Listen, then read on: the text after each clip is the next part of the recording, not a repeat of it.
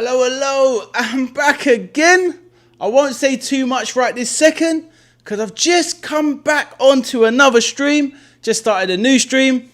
So we're here live again for the big game, England versus Ghana. Just come off of the Portugal-Uzbekistan stream. We've had a lovely watch along with plenty of people in the chat. So hopefully a lot of the guys will come over and join the stream. So we shall see. But yes, we're starting this stream, this watch along. So in the meantime, I'm just going to set it up.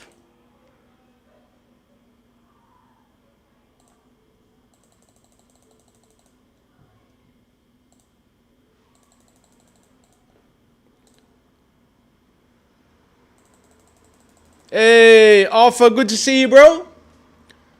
Long time no see, Arthur, the top man. Just sorting out the my graphics. It's a shame that I couldn't just switch it over and just continue, really, because maybe there'll be a few people lost. But I'm sure if they want to find their way back in, they can. It is up to them, of course.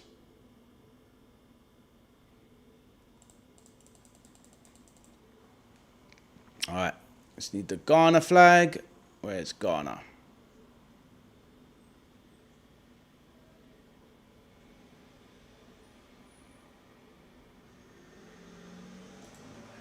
All right, Ghana. Where is Ghana?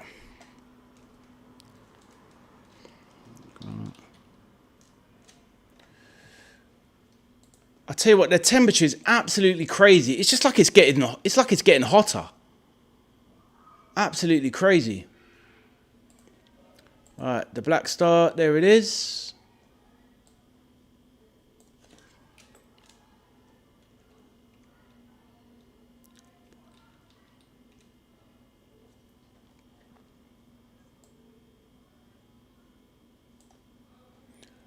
Lovely, lovely, jubbly. All sorted. What's for dinner? What's for dinner, Arthur? Have you eaten already? I'm absolutely starving.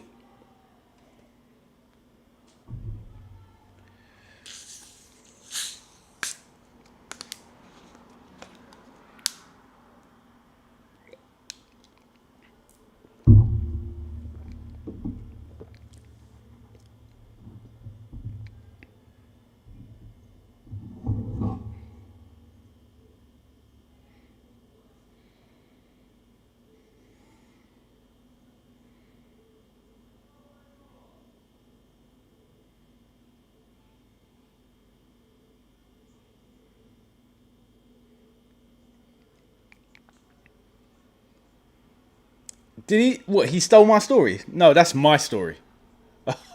You already know he's a liar. Just heard from my friend who's telling me that one of our friends stole my story about playing with Joe Cole. How could? That's the thing. Abdul, good to see you back, bro. Hi everyone, how are you? Like and subscribe. You never walk alone. Exactly. Abdul, make sure you repeat that about half time so we can catch some new people. Obviously, the heat today is insane. It's actually gotten warmer. I'm actually much hotter now at nearly 20 to 9 than I was earlier. It's absolutely boiling. It's crazy.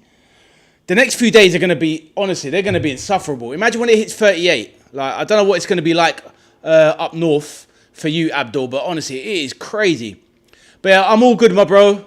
Loved the game. It was a good game going on the side, but the chat was better. Communicating with you guys is such an absolute pleasure, seriously.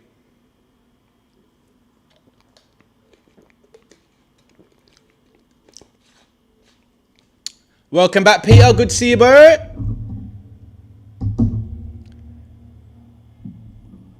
It's funny, my Joe Cole story. So my friend who's watching at home, she watches on YouTube, but she doesn't like to interact.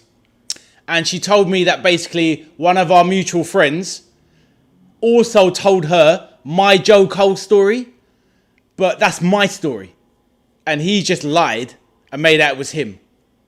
What a clown. Honestly, some people will lie over anything. What is that all about? Absolutely ridiculous. Right, give me a moment. And I will...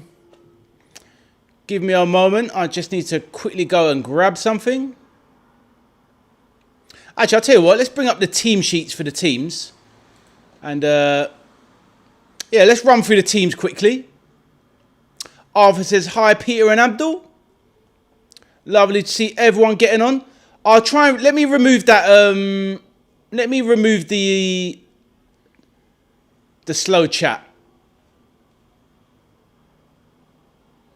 Right, how was it last time? So you got settings, edits.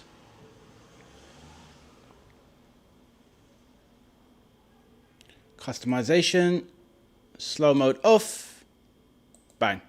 Okay, slow mode is disabled in the chat, so all good. Can fire away. You guys are pretty cool. Nobody spams. That's what it's all about.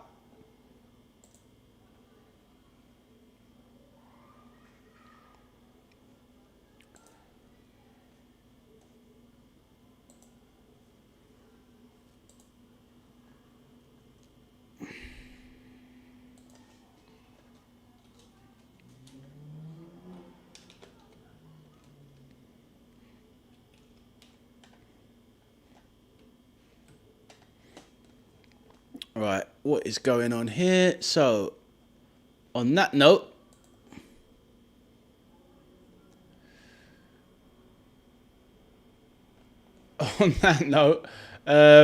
right, let's quickly have a look at the teams. Let's see how both teams are lining up. It's a little bit disappointing, Arthur. Saka's still not fit to start, but it is what it is. Right, so the teams are as follows. Well, am I lagging at the moment? Let me know. Actually, yeah, do let me know if it does lag. It says that I'm all right on my end. So the England team, Thomas Tuchel, obviously the manager, 4-2-3-1. Pickford in goal, Reece James at right back, Ezri Konsa, and Gay centre-back pairing, Jed Spencer, Spurs, left back. Elliot Anderson and Declan Rice, the midfield pivot. Madueke of Arsenal, right wing. Bellingham attacking mid. I was going to say Dale Gordon, Jesus. Flash Gordon. Anthony Gordon on the left wing and Harry Kane, the main man up top. Yeah, let me know, Arthur. Is it lagging or is it all right? So, what we have in the Ghana goal is Asari. We have Sanaya, Ajeti, Apoku, Mensah, who comes from a famous football family. Yarenki, who is a good player. Thomas Partey, who just about made it into the country, basically, for dodgy accusations and allegations, etc. But we won't go into those. Thomas Partey, not the greatest guy. Right, Sibo is part of the triumvirate in midfield. We've got Williams on the right wing. And that's obviously Inaki Williams, the older brother of Nico Williams for Athletic Bilbao. Up top is Jordan Ayew, the striker, and Semenyo, star man. So they've got a pretty decent strike force, to be fair, so which can cause England problems. Ayew can still get a goal. Semenyo is obviously a top player. And Inaki Williams is a pacey threat. So all good.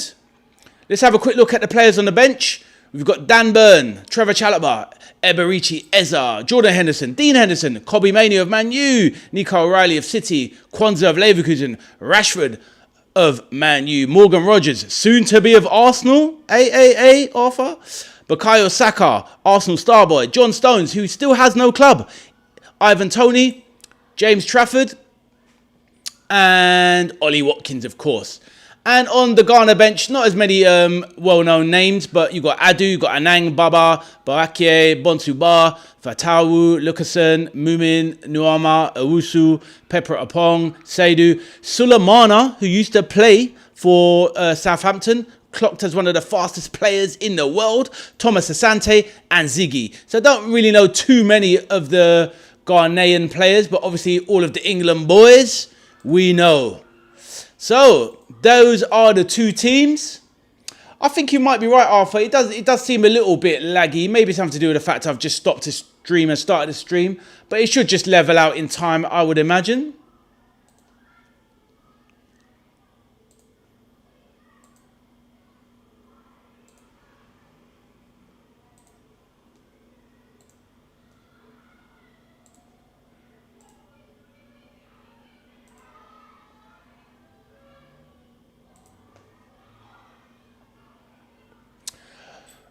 Peter says, no, the stream was looking good there. Arthur says, stop now. I went to the good internet bit of my house. Is that because you're in the mansion, Arthur? Are you in the east wing, Arthur, or are you now in the west wing? Let me know, my man. Abdul, who do you support? I'll let him answer. McMauler, McMauler, welcome back, bro. When Neves, after last match to journalists, answer, how do you think on Ronaldo today? How do I tell you? Yeah, well, this is it. To be honest with you, McMauler, I don't think he was having a go at Ronaldo too much. But I can see I think some of the Ronaldo fans took it a bit too strongly. I think he was basically just trying to say Ronaldo is just one of the team and shouldn't be put on a pedestal kind of thing. Maybe he didn't say it right. Maybe it was lost in translation. I don't know. Arthur, you like it though, innit? You love the cheek. Arthur just called the butler to fetch him the, the mountain bike to ride across the east wing. While us poor people live in our one-bedroom toilets. And they don't call you King Arthur for nothing, Arthur. And now we truly know why.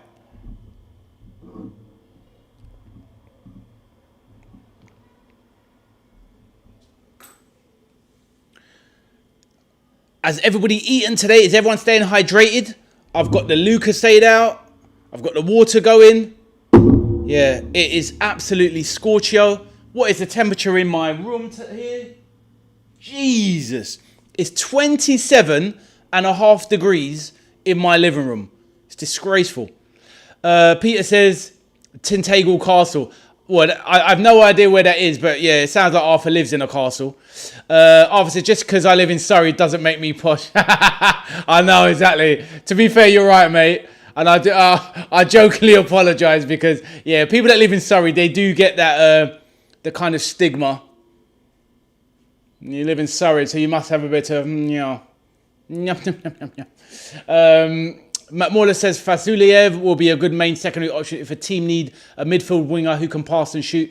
McMauler, who do you think, how much do you think he would go for? Because I think there was rumours Pete was saying that Liverpool was looking at him, so, you never know.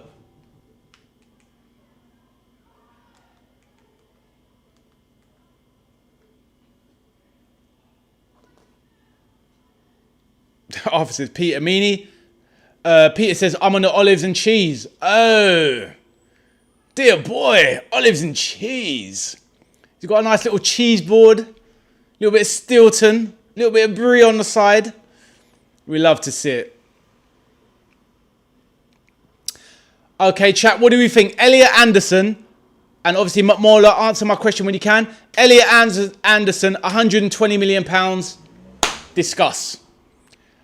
I can finish that and say disgusting, but that's my opinion. But discuss. Peter says King Arthur's castle is Tintagel. Oh, I see. Is that what it was called? King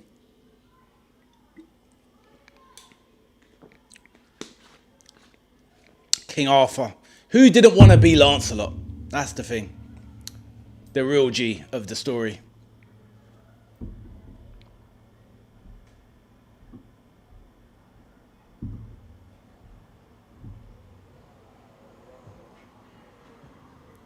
McMauler says, before FIFA World Cup finished, do a sign with him in minimum price. May he will be next gen Ronaldo if you train. Who knows? Or Firmino. You never know. Let's see. He just needs a chance to come over to... Obviously, he's in Turkey at the moment. But he needs to come to a top league to prove himself and improve, McMauler. So, there you go. Right, let me get the light on. And I'm tempted to open the Häagen-Dazs, people. I am tempted. Tintagel.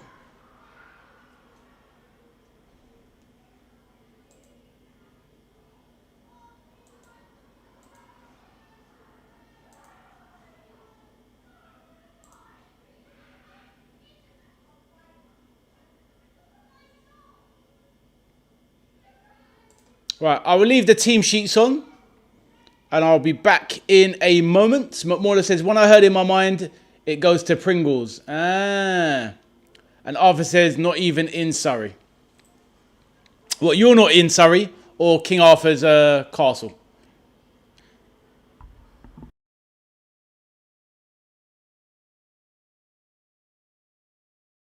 Right, back in a moment. Short toilet break. I'll leave the team sheets up. Feel free to discuss in the background. Drop any questions and I will pick them up when I am back.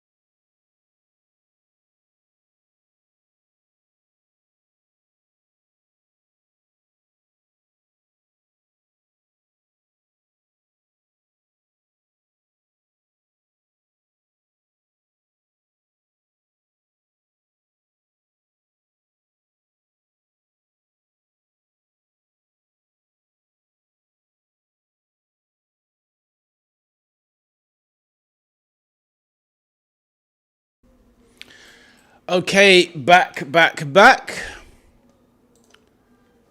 I am, of course, the supporting cast. I'm not the main man. I'm just the man in the chair. You guys in the chat are the main people. I'm just the supporting cast. The supporting Oscar award winner for supporting role. That's me. But, yeah, what have we said? What have we got up here? We've got Arthur said, not even in Surrey. It's probably where you live, Tintagel.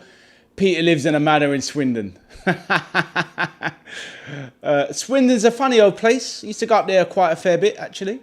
Abdul says, do you remember Calvin Phillips at Man City? Of course. He played for Leeds, Bielsa and England Southgate. He's 30 years old now. Where will he go next? Look at where his career has gone downhill and confidence. Mate, that's such a waste of a career. But to be honest with you, I think the thing with Calvin Phillips, he was probably a little bit overrated in the first place. He had that bad injury. And I think at that point, Man City shouldn't have took the plunge. They should have left him at Leeds, monitored him, made sure he recovered from the injury, which I don't think he did. But I think, to be honest, at best, Calvin Phillips was great in the Championship. But I think that's kind of all he really was. He was an excellent Championship player. Because he was so young, they thought he had a higher ceiling. And I think he was, at best, even without the injury, he probably would have been a lower tier Premier League player. But yeah, he made his money, so fair play to him. But yeah, if he was actually as good as he should have been or could have been, then he wouldn't be nowhere at 30. Because yeah, like you say, he hasn't even been on the radar. He's probably just been released. And Abdul says, Rafinha was classed at Leeds. He was. Arthur says, Pep ruined him. I disagree, Arthur, because he had the injury before he even went to City. But yeah, like I say, he didn't help him, put it that way. I think he brought him in, immediately realised, oh, this guy is not it. And that was it. And Pep is ruthless like that. And that's one thing about Jurgen Klopp that I didn't like. He was too loyal to players. Sometimes you had a player that wasn't good enough. Just let them go. If they're not good enough, they're not good enough. There's no shame in it. There's nothing wrong with it. But yeah, Rafinha was absolute class at Leeds. I didn't think he'd get to this level though. That he got to for Leeds. That he got to for Barca. Abdul. When he went to Barca, I was really surprised. So maybe we're going to see Anthony Gordon go onto this level. Just going to respond to my friend who was about the story about Joe Cole.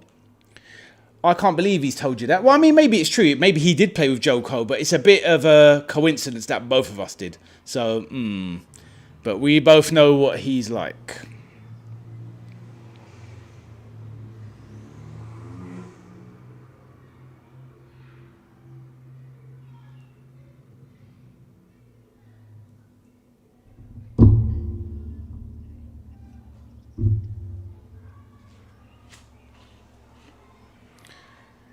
Right, kick off in 8 minutes.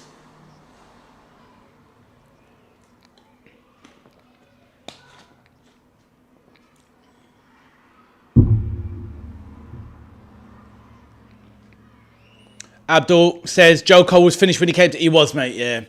He started too young. He picked up a lot of niggles and injuries. Obviously, we picked him up on a free transfer. Was it 2008? I think we picked up Joe Cole. And we was hoping to rekindle the magic, but it wasn't there. So, yeah. But he was a fantastic player when he was younger. Very good for Chelsea and West Ham. Peter's gone quiet. Maybe Peter's overdosing on cheese and... What did he say? He's having cheese and crackers.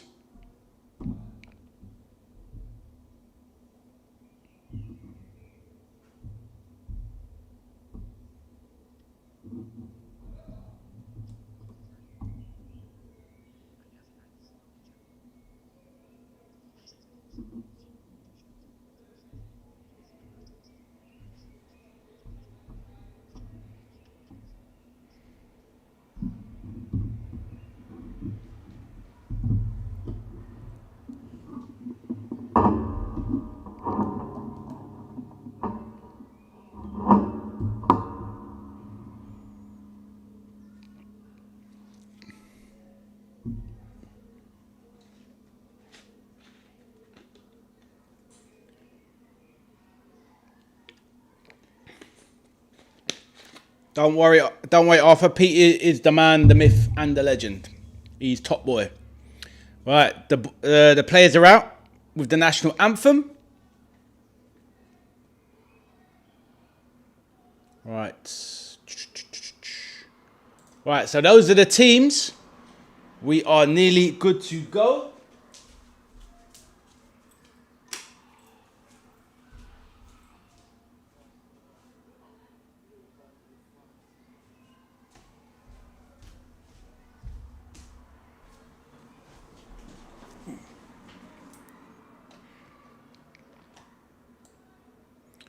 Abdul says, I find it weird how they put flags on the pitch. Yeah, I know what you mean. Everything's just so much more of a show now, isn't it? Everything's got to be OTT. Football is just becoming something completely different, not the sport we knew. I like the idea of back to basics. What am I getting all tangled up here? There we go. Sorted. The Ghanaian boys singing their message.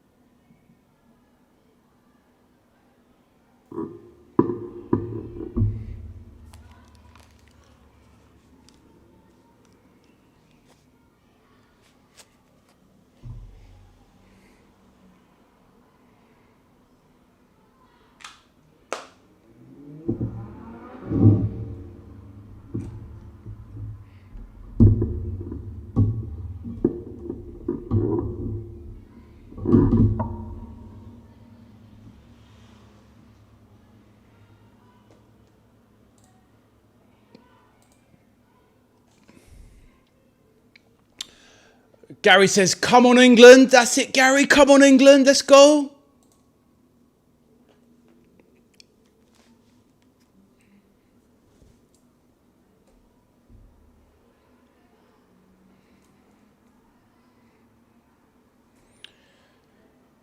So everyone there, what's the predictions? Obviously, I can't remember what everyone said before. I'm going for England 3, Ghana 1. 3-1 England, let's go. Yes, I do, mate. I can see there's the party things going up. They kind of go up and disappear. So I assume we have a similar chat because I've got the YouTube page and I've got kind of my own developer page as well. So, yeah, but I do see them going, mate.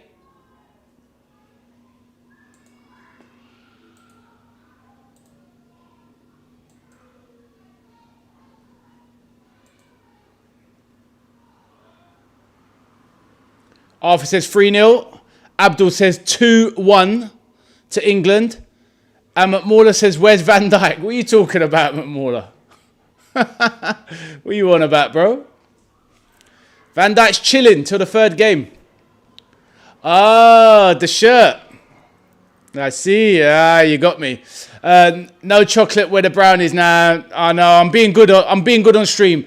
I have to be professional on stream. No messing around. And both my boys are out at the moment. One has gone to work. The other has gone to visit his mum. So it's just me today.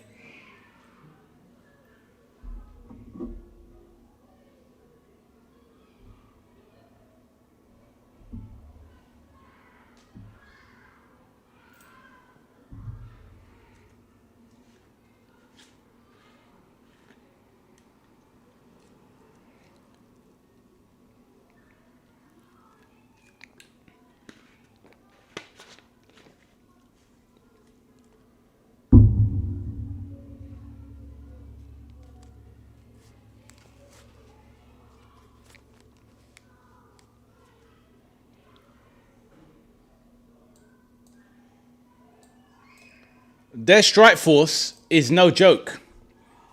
It's pretty good, their strike force. Ayew is obviously he's a championship player these days, but he's still a wily operator. And obviously Inaki Williams very pacey, and Semenyo, that's one of the better attackers on the pitch. McMauler says 120 to 10 England, you joker. Abdul says, what are your favourite meal, movie and music? Very good question. Music, for me, in modern times, I like The Weeknd. Older music, I like, a lot of soul R&B. I love Prince. I love pop music from the 80s, to be honest. It's my era, and the 90s, R&B. But favourite artists are Prince from back in the day. My meal would be Italian or Indian. As in well, look, obviously, Abdul, you're going to know what I mean, but when I say Indian, I mean obviously UK Indian food, because it's completely different food to food back in India, Pakistan, etc. I've never been there, so I wouldn't know how real traditional Indian food is. But UK Indian food, that's my favourite, with Italian. Like a movie. Movie's a tough one. Star Wars. But so many films. Is that all of them? Yeah. How about yourself? Let me know yours. St. Pat's brother, good to see you, mate. Oh, we're going to get the timer going. Match is about to kick off. Let's go. And the game is off. Pickford with a big launcher. What is this TV angle? This is shocking. TV angle is disgusting. It's like on FIFA where they've lowered the angle.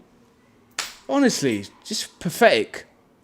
Some of these angles are horrific, honestly. So Pat says, unless England pull a Rick, this should be a comfortable 4-1. I hear you, Sir Pats. I'll take it. I've gone for the 3-1, as you can see. But, yeah, and everyone else is putting theirs. So, yeah, those are mine, Abdul. Let me know yours, mate. Sir Pats, I'm glad that Gahey's starting. I didn't realise that prior to all of the friendlies in the build-ups, that Ezri Konsa of Aston Villa is his main centre-back. I'm really baffled. I don't get it. I don't know what he sees in him. I just don't get it. Arthur says 3-0 England. Bellingham made a mistake on all 3 goals, by the way.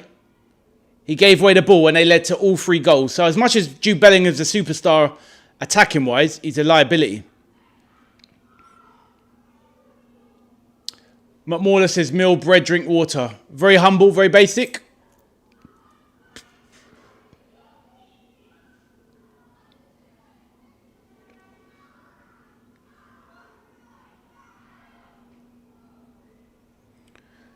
Abdul says, when you say Indian, lamb, biryani, balti sauce, mixed grill, samosa, naan.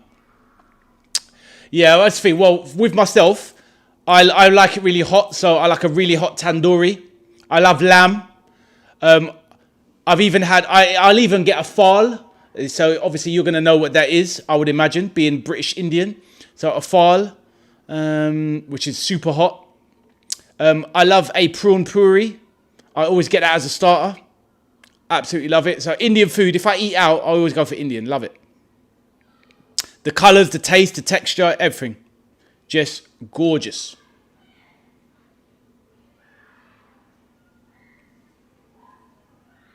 So England well in control. Ghana have dropped back into a mid to low block. And they are very deep, Ghana. Very deep. So Gahey edging forward with Konza. Zamana, waka waka, This is dropping the Shakira and the Arsenal song, eh? Zamana, Peter says Bangladeshi biryani, Jaws. Oh, Jaws, Peter. That is literally my favourite book. Jaws by Peter Benchley. And it is one of my favourite films raw. Phenomenal. Bloody hell, Peter, we're so alike, you know that, honestly. So alike with so many things. It's crazy.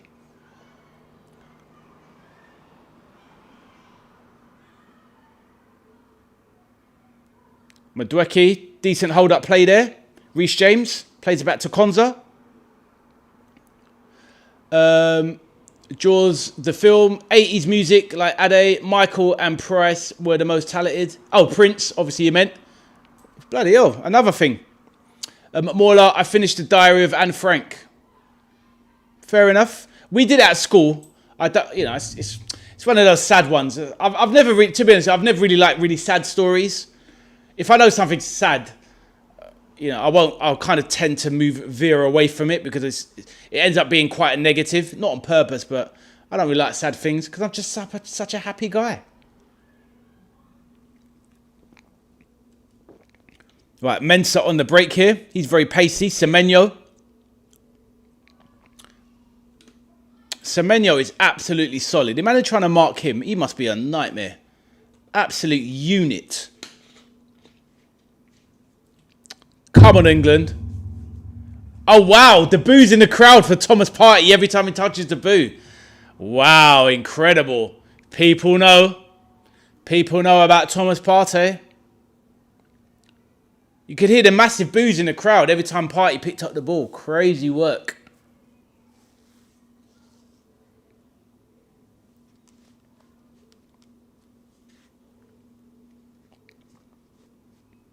Right, Elliot Anderson on the ball. Reece James. Back to Konza.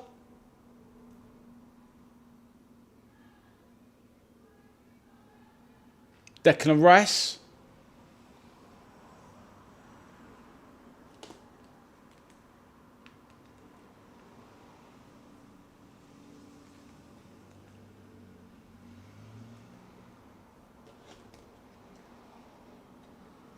So England have got a dangerous free kick position. Madueke getting brought down. McMauler says, and Stephen Hawking, Edison, Histories and 20 Milk-Cated in Medical History, written by Dr. Race Mustafa, now working in Cardiff Hospital, specialist in child physician.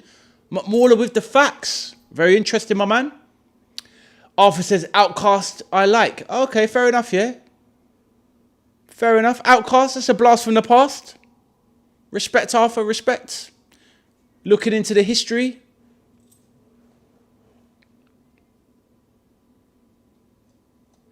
Right, free kick about to come in.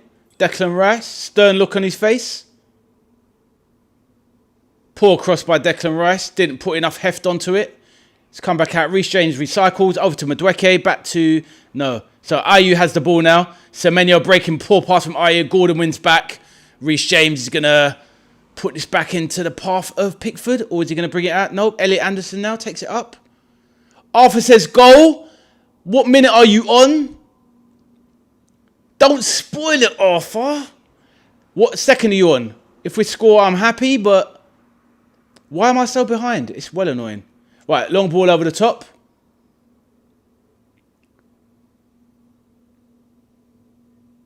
Second. Talking about.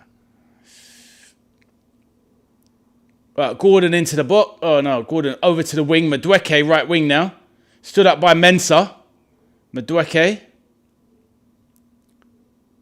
Recycles it now. England, good recycling, moving the ball about. Trying to get Ghana moved about. We like to see it.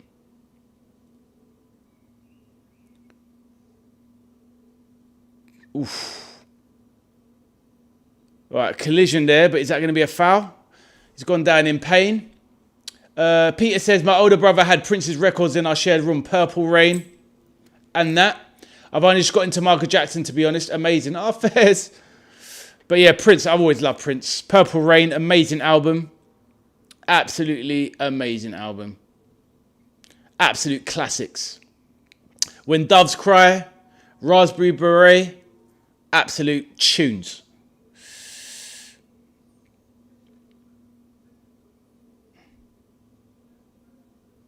"1999, I Will Die For You", absolute tunes. Prince is my guy.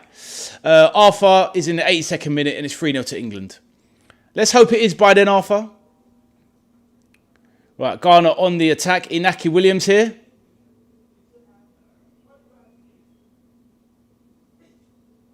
Elliot Anderson all over my man like a rash.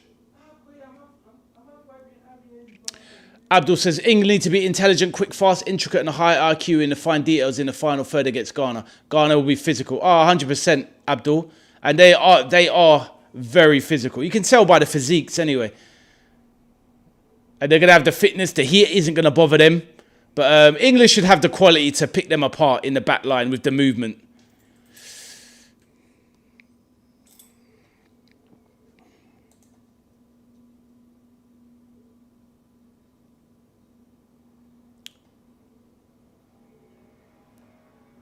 I mean, Saka's on the bench, Rashford on the bench. So in the second half, you know them two will come on.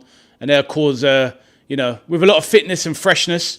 You'd imagine Rashford will cause them a lot of problems. Saka as well. It's a great, you know what I mean? In some ways, it might be better that Saka and Rashford finish games. Because they're going to come on. Because Saka and Rashford are better than the two on the pitch now. So, but if the boys like Madueke and Gordon can tire out the back lines, then you bring on the real quality.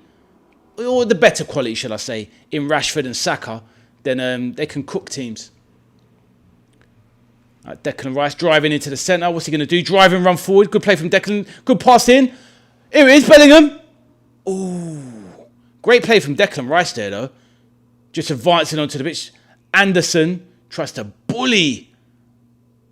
The midfield. Kane tries to link up with Bellingham. Can't sort out his feet. Loses the ball.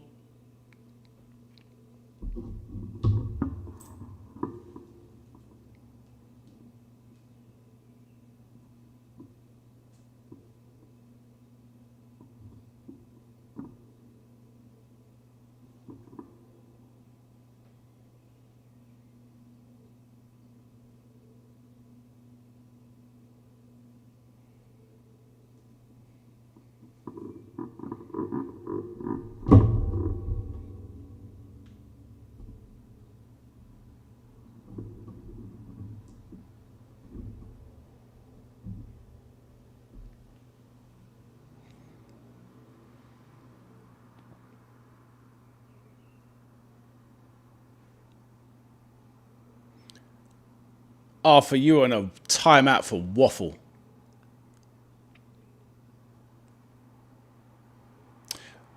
Oh, come on. What's going on here? Come on.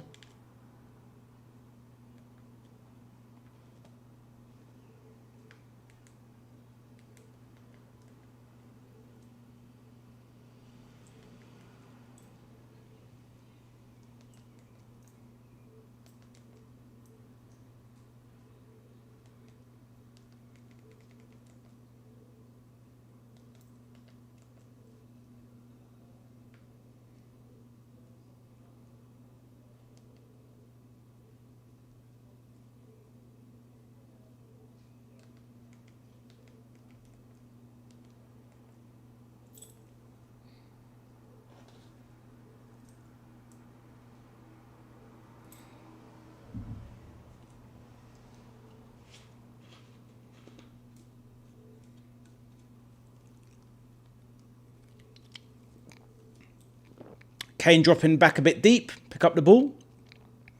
Reece James swapping with Konza.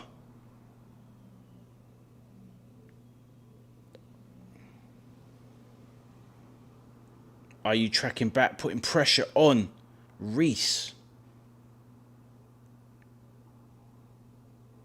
Jess Spence, Gordon brought down, wins a foul, 25 yards out. Who's on the pitch that's a good free kick taker for England? Oh, Reece James, of course. It's got to be Reece James.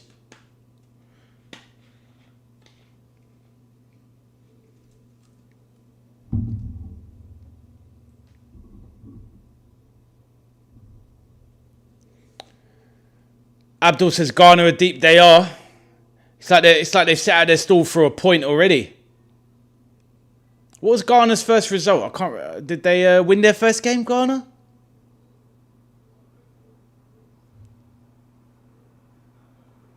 Did Ghana win their first? I can't remember. So maybe they just think 4 points would be enough if they won their first game.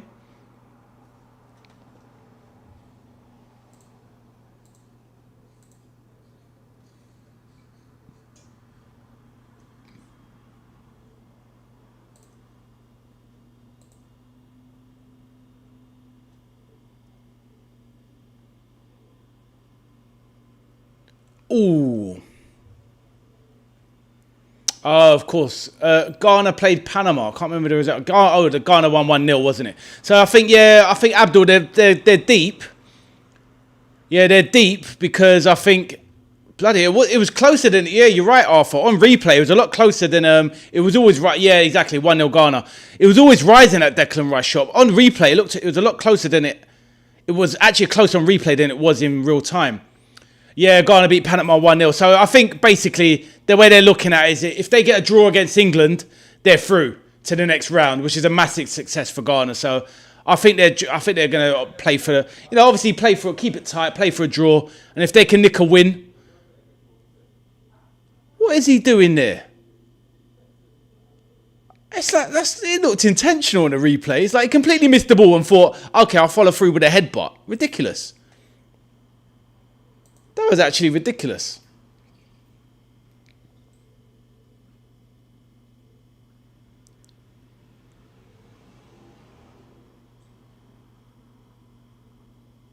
All right, so Harry Kane's got to go off and be checked for the concussion protocol. Harry Kane's not having any of it.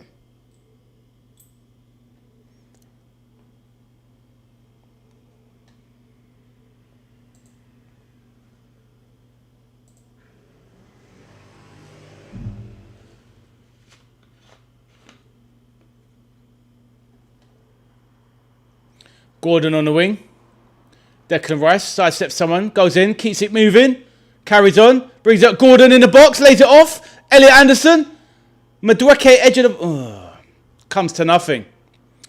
Arthur says, if we win and Panama drop points, we top the group. That's what we love to see.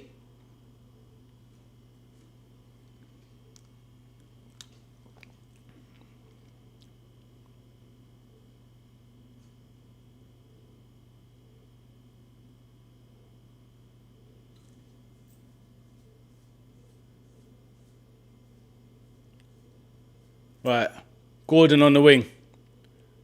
Cuts inside.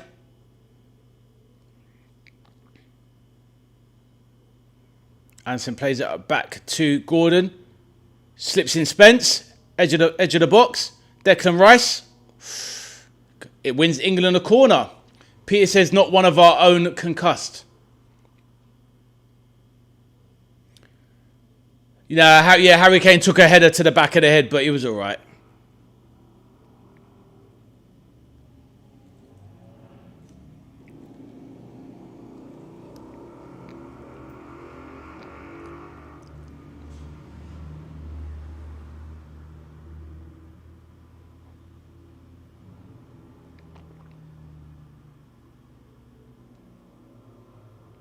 Right, Declan Rice on the corner, left-hand side. His deliveries got much better over the course of the season just gone. I looked at Declan Rice's corners 2 years ago and thought, what are those? But they're much better now. Wins another corner? Nope. Right, Reece James going to pick this up. Faced up by Semenyo. Hey, Haroon, how you doing, my brother? All good, my man? I'm very good. How's yourself? Just watching the England game. Cheering on the home nation. Let's go. Did you watch any of the other games earlier today, Haroon? Let us know how it's going. What did you think of Uzbekistan? I know they're obviously in and around near where you are. But what did you think? Abdul says, these footballers now, they just pass side to side. They don't take on a man. It's all about system, position, possession, and structured football. What the manager, head coach tells them. I know, man. It's annoying. It's annoying, Abdul, but we come from a different time. Do you know what I mean? We come from a different time. Haroon, Ronaldo dropped mask off. It really was. It was cold. It was really good. Obviously, the opposition wasn't strong, Haroon. But to be honest, he could have got 5. And you got to respect it, because I was dissing him before the game. I was saying, I don't think he'd score. And I said, I didn't think he would score a what's it called? A goal without it being, oh, God, losing my marbles now. I thought he wouldn't score a goal in open play, basically. And yeah, he more than dominated them. He absolutely battered them. Still dominating like a G. Yeah, he was. Very impressive. But how are you, Haroon? Are you doing good today? Let us know. And don't forget, everybody, drop a like on the stream. Help me out. Quickly close the chat. Hit the like button. And boom. Come back into the chat and keep it moving. I'm glad you're doing well, Haroon. Lovely to see that, my man. What you been up to today? Had a good day? Not really, my man. Obviously, we're just waiting on this next bid for Diamande. But I honestly think, looking at the signs of things, the way it's moving in the background, I think Liverpool are priming themselves. They're going to get Diamande deal done, and then I think they're going to sell Gakpo and then bring in Barcola. I think that's what we're going to do. And I am here for that. I don't mind keeping Gakpo, to be honest, as well. I think he can do well under the new manager, but if it means you can sell Gakpo and bring in Barcola, because at the end of the day, it's Barcola. He's not signing a contract at PSG. He's got a year left. So they can only demand so much. Arsenal was in for Barcola or Morgan Rogers, but their preferred target is Morgan Rogers. So once Arsenal get Rogers, you can't see them going for Barcola as well. I can't see it. But yeah, Liverpool, let's hope we do this, man. Get Barcola and Diamande. I'm here for it. Arthur says, hi, new guy. He's saying hi to Haroon. But Haroon was here first, Arthur, but I respect it. Abdul, is Diamande a risky, unproven and young player for a 19-year-old? Mate, he most definitely is. But unfortunately, the problem with football now is, who do you take? It's all right though. It's all right though, Arthur. It's all good. I'm new to YouTube myself. We're all new. So, and when you haven't met someone, they're new to you, right? So that's just life. But yeah, he's a massive risk. I'm really concerned, Abdul, because he's played 61 games in total. 61 career games. And he's going to be sold for over 100 million, 110, 120 million euros. It's crazy. Disgusting, really. Arthur says, Ade, what's 9 plus 10? 19? Anyway, Abdul says, Iriola is unproven, untested. He's not managed big name players and is inexperienced head coach. I disagree. I mean, not in all of it. Obviously, he's unproven in the sense of he's never managed a massive club. But a lot of people are like that. Look at Arteta. He's never even had a manager's job before Arsenal. And he proved himself. I think sometimes it can be a little bit overrated, this whole thing about what a manager, who they've managed in the past. Obviously, maybe he doesn't deserve the Liverpool job. I would say that, because I think to get the Liverpool job, it should be a bit more of a badge of honour. Like, for example, Arteta did not deserve the Arsenal job. Just because he was an Arsenal player, Arsenal job in England is one of the top 3 jobs in English football. So you should earn that job. Iraola, I think, should have probably moved from Bournemouth, done something else at a slightly bigger club, and done something there, then earn the Liverpool job. But to be honest with you, we're so desperate to get rid of Slot. Yeah, I'm happy with Iraola, to be honest. I kind of wanted Xabi Alonso, but what can you do? We can't control the board and who the sporting director and the hierarchy are going for. All we can do is get behind the manager. I'm happy with Iraola. I love the way Bournemouth play. So if we can play like that with better players, I'm here for it. Arthur says, Ade, what's 50 plus 17? 67. Abdul says, I'm concerned about the upcoming season. We have significant work ahead of us with an inexperienced head coach, gaps in the 11 and no depth. I don't disagree with what you're saying. I'm trying to be optimistic though, Abdul. I think we're going to bring in the players. I think we need to obviously, we need to upgrade the squad. And we also need to get depth in 100%. We definitely need to promote some of the younger ones and give them more guaranteed playing time. But it depends what the achievement or the objective is, for next season. If it's to win the league, then we've got a hell of a lot of work to do. If it's just to compete for the top 4, with the right recruitment, we'll do that regardless, I think.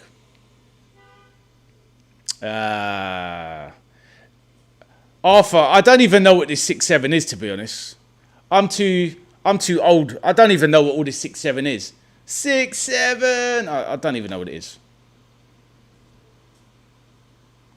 And I thought this 6-7 thing was a fad from 2 years ago. I didn't know it was still a thing. But I literally don't even know what it is. 6-7. And to be fair, I said 67.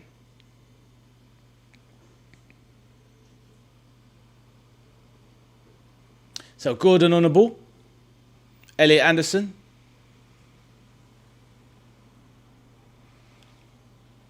Konza, my favourite player.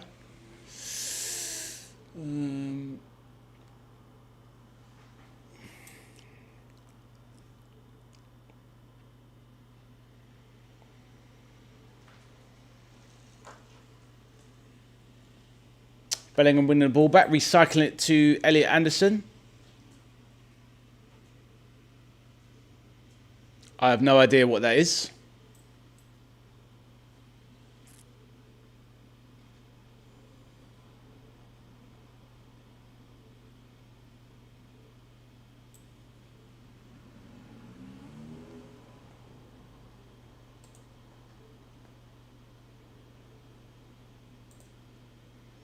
So Bellingham, edge of the box, racing around, but Ghana are so deep.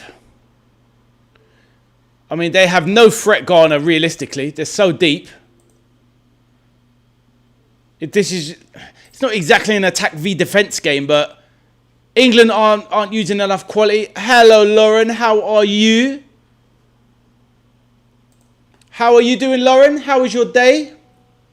Let me know. Hope you are well, my dear. Abdul says, we need a CDM, 100%. I'm sure it's going to happen, Abdul.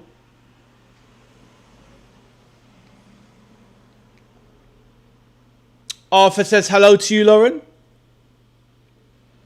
I'd watch after. He's got an eye for the ladies, Lauren. Arthur. But anyway, Lauren, hope you're well. And hopefully you're enjoying the England game, supporting the boys. Arthur says, ha ha.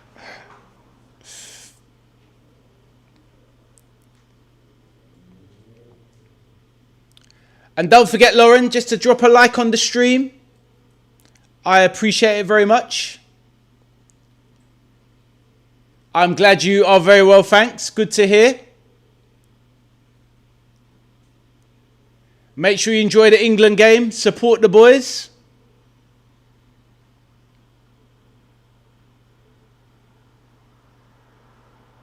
Yeah, Arthur, I don't know what 6-7 means, mate. So it's just something that the kids say, right? I don't know. Absolutely no idea.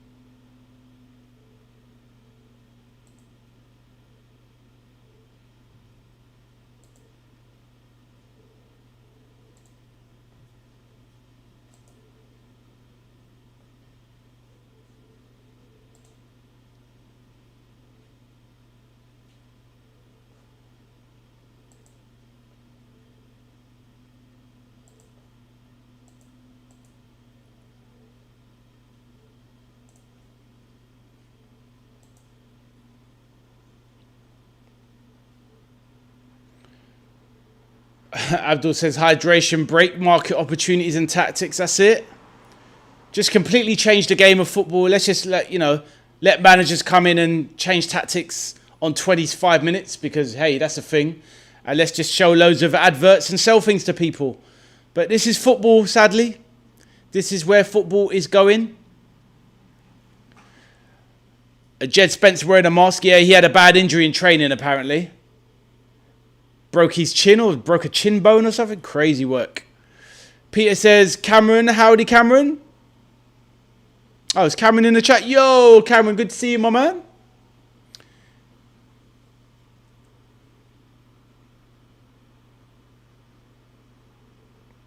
Ayu's headband, yes, mad one.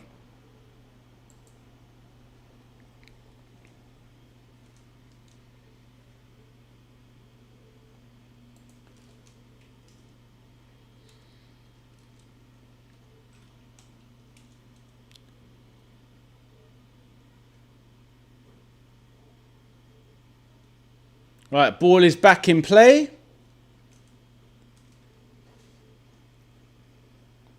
Ball is back in play.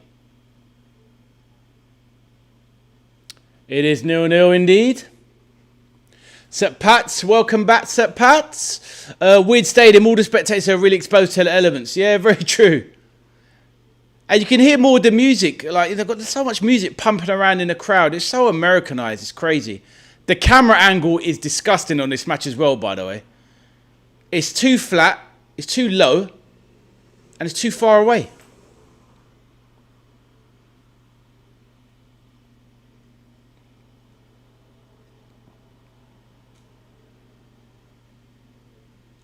Bring back the Premier League, that's what I say.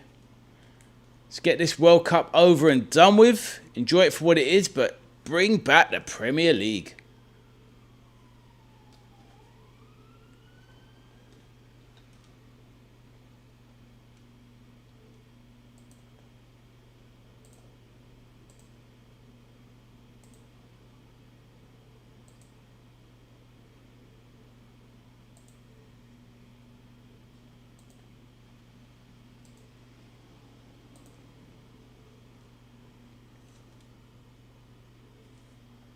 That was a good tackle. Gordon getting robbed. Gordon really struggling for England. Gordon is really struggling for England. Not necessarily this game, but just in general. Since the Barcelona move, he's just trying too hard, this boy. Abdul says, I hate American commentary. The thing, I'm trying to think of when... at half-time, I don't mind, you know when you have the experts in, because usually they have players that played in the Premier League, Abdul, when it comes to the, the half-time analysis. It's not bad on American channels, especially like CBS, it's not bad. But the actual in-game commentary, yeah, drop me out. 100% drop me out.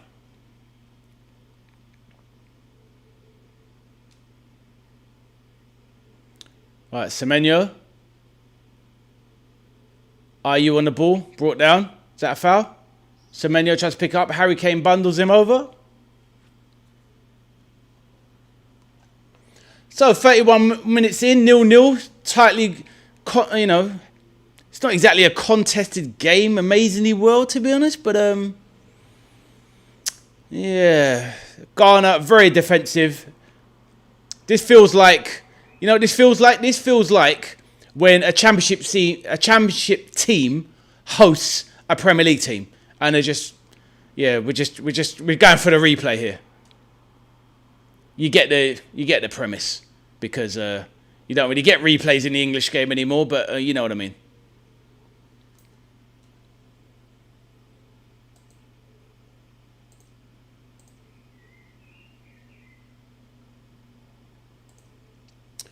Ghana's proper tackling, like in the 80s, 90s, and 2000s. Well, this is the thing, right?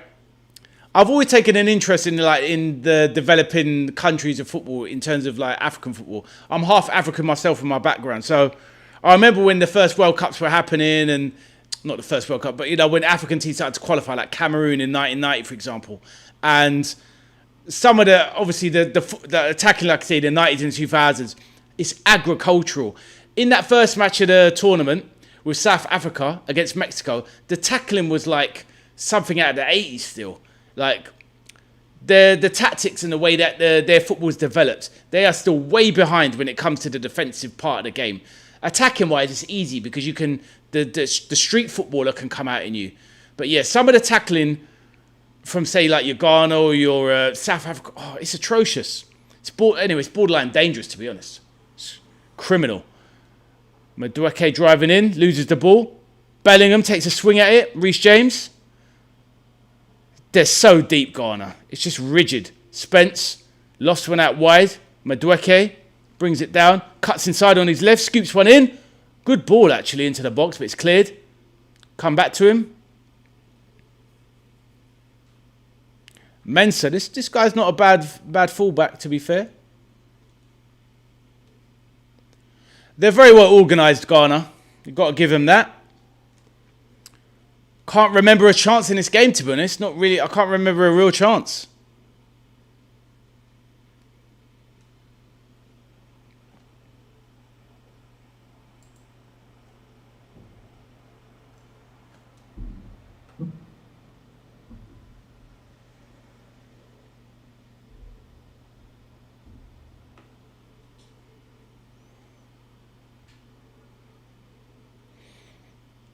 Anderson plays it out wide. Switch of play. Jez Spence with that pace and power. Flying forward. Gordon on the left wing. What's he going to do? Do something, Anthony. Let's do it. Step over. Cuts inside. Nice one. Into the box. Ooh. Well cleared by Ghana, you have to say. Hey, Yusuf. How you doing, my man? Good to see you again, bro. See. You saw the main man Ronaldo smashing up earlier, Yusuf. Good to see you, bro. How are you doing today? Let me know. I'm waiting to see Harry Kane come to the party once again.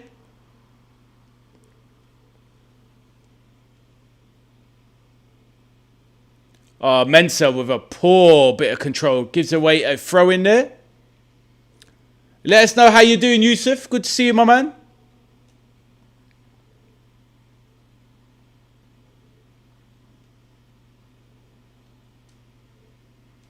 Ghana playing yeah, they really are, aren't they?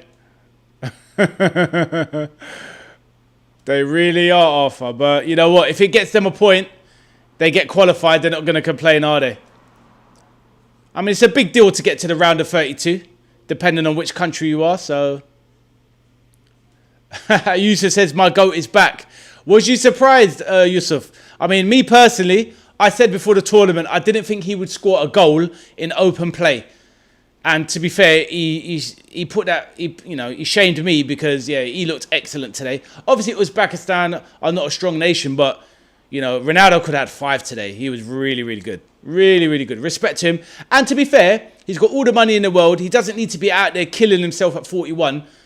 I was really happy for him because you could see what it meant to him. He was so happy. Do you know what I mean? So, respect to CR7. Especially as well with Ronaldo, the last few tournaments. Ooh. Too high for Declan Rice, who loops ahead and over. Yeah, the thing with Ronaldo, the last few tournaments, he's been really poor. But, he's got himself a couple of goals. Nearly had a hat-trick, probably should have had a hat-trick. And, yeah, he looked really good, Yusuf. So, I'm happy for you that your GOAT is back. Abdul says Ghana are so deep. They should be on the. They should be, shouldn't they? That's what Arthur's saying. They said they're playing 10-0-0 formation. It is crazy. It is absolutely crazy.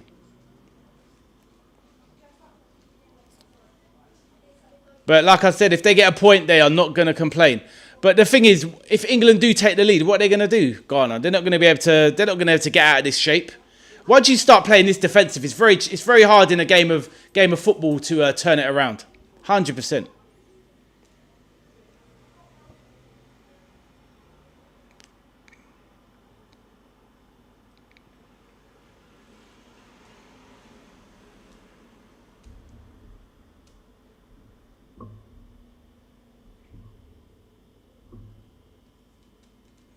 Abdul says Ghana part the bus or coach. I think they part both coaches. Both coaches in the on the goal line. Yeah, it's crazy. It's like when you play FIFA and you go tick tick tick all out defense. Actually mad.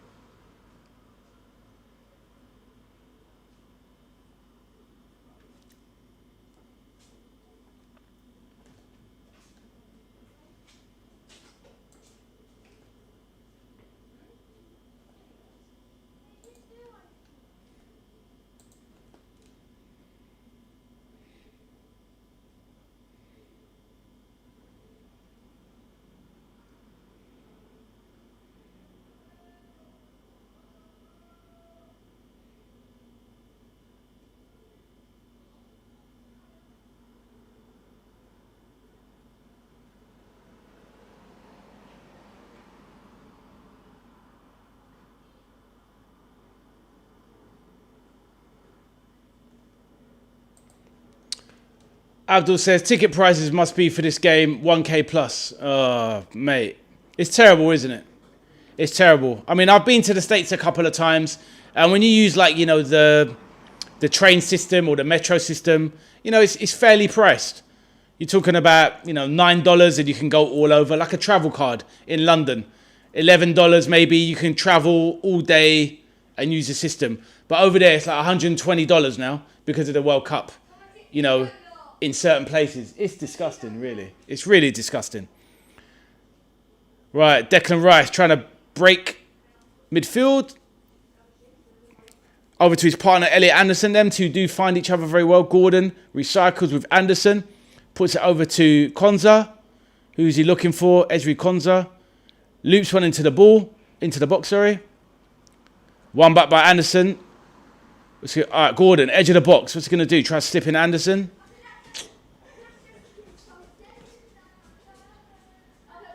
Arthur. It's just big money. And yes, Abdul, this is not a good game. But to be fair to England, there's not much they can... And this is the problem with football. When you've got a team that's trying to play and a team that isn't trying to play, what can you do? Obviously, you've got to try and move them around and try, you know... But this is the thing. This is why in the second half, the shape of this game isn't going to change in the second half. It's going to remain the same because Ghana just basically want the draw. The way to mix it up, you've got to... Obviously, we keep four at the back, but they got to take off maybe... They got to think about maybe taking off maybe Anderson, putting on a second striker to give them more to think about at the back.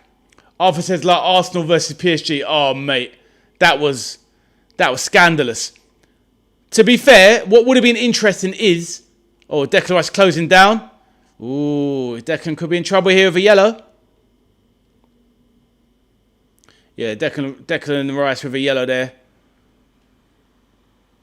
What I was going to say, yeah, so Arthur, yeah, like the final, it would have been interesting if Arsenal hadn't have taken the lead so early, would they have been so defensive for the rest of the match? But as soon as they took the lead, Jesus Christ. It was like Arsenal was Ghana. It was crazy. 23% possession. That was embarrassing. But still nearly won it. See, this is the thing. They still nearly won the Champions League. Played defensive football. And Ghana, if they can get a point, they're going to do it. But yeah, this is not a good game.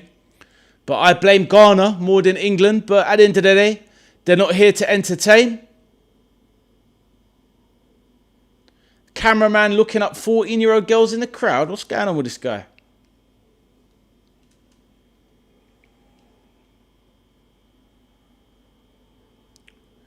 Semenyo bundled to the ground, drives into the box. Semenyo looking for something. He's looking for a shot here. Oof. Elliot Anderson's got to be careful here. Ayew there. Good strength from Ayew. Ghana building up a head of steam here. Looking for something. Madueke fighting, challenging.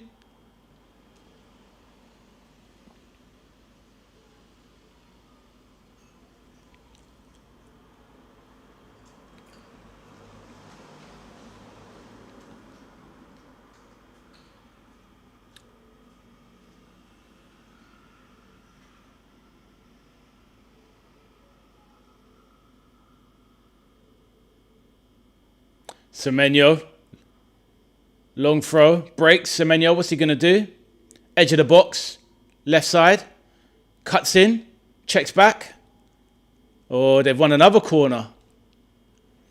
Officers, we're actually defending. I know, it's mad, right? But that was poor earlier from Reece James. It was weak defending. Just let Semenyo barge him up. It was lame. Yeah, Reece James, that's disappointing. I do like Reece James, but that was poor. Just that weakness has now led to this 3 minutes of pressure. And now a corner.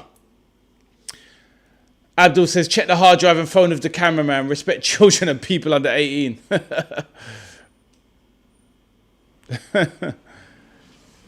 Yeah, some scandalous people in charge of these cameras. Right, Ayew with a free kick. Well met by Konza there. Good header. Right, Reece James. Mishits it there. Bellingham can't win it. Good pressure from Ghana here. They're ending the half wheel with their first real pressure of the game, to be honest. Oh, good feet there. Thomas Partey there with some good feet. Well, come on, Reece James. He just looks weak.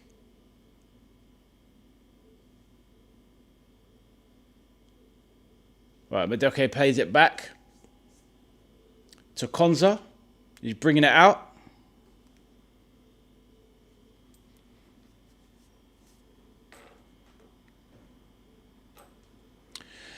Arthur says, if you're a woman in one of the stadiums, you're going to be on TV. Yeah, exactly. Especially if you're a good-looking woman, these guys will find you. It's like perv cam. It's crazy.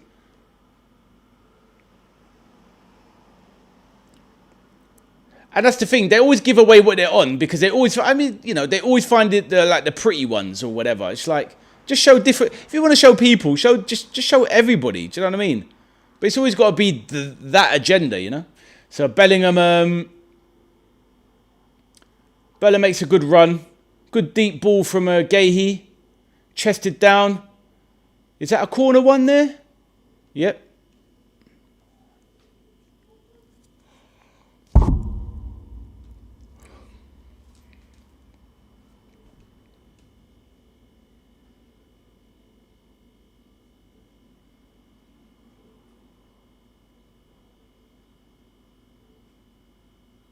All right, Declan Rice now. Free kick from the right side. Come on, Declan. Good delivery, son. Arthur's got the England flags flying. Let's go. Declan Rice, ball into the box. Cleared again. Mensah with a clearance. Wow, what a clearance that is. 6 additional minutes, yep. Pickford picks it up deep, under no pressure. Pickford by the centre circle. That's how deep Ghana are. No threat at all. Ghana are just literally playing deep and looking for the set piece opportunity. But it's a little bit anti-football.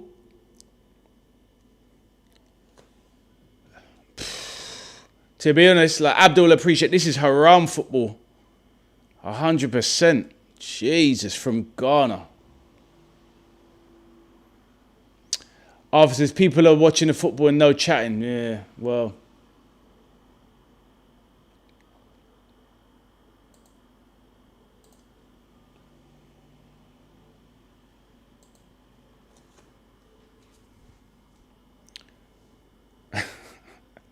I'm chatting, mate. I'm always chatting. But yep, come on, England. Let's do it. Reece James now. Come on. Fix up your game. Konza. Over to Gahey. Kane drops back. I mean, the structure of Ghana is very, very good. 2 banks of 4. You shall not pass. Madueke now, edge of the box, tries to fire it in. Bellingham tries a trick, doesn't work.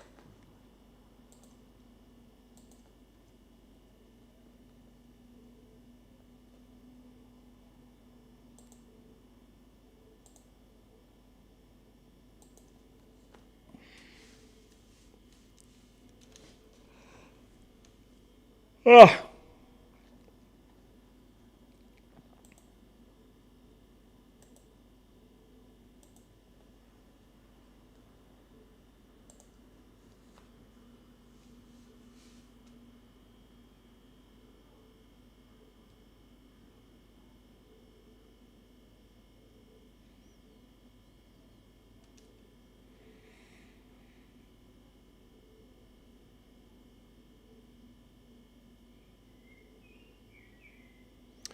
Abdul says, England needs a proper number 10. Bellingham isn't number 10. I like number 10 skills, flair and creativity. Bellingham is at 8. Yep, 100%. But he's kind of like, because he's been platformed as like kind of England's star boy. Great play from Kane. Declan Rice. Kane.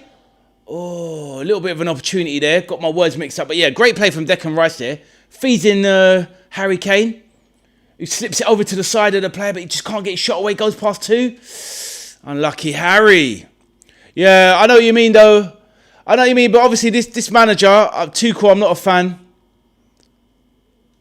But yeah, that's why you want a Phil Foden or a Maverick player like Cole Palmer, you know? But I'm sure in the second half, the pace and trickery of Saka and Rashford will be the difference making. Right. Declan Rice on the corner. Floats one in. Not a great corner once again. Declan Rice corners haven't been good enough today. They haven't beaten the man at the near post. Got to do better. Got to do better.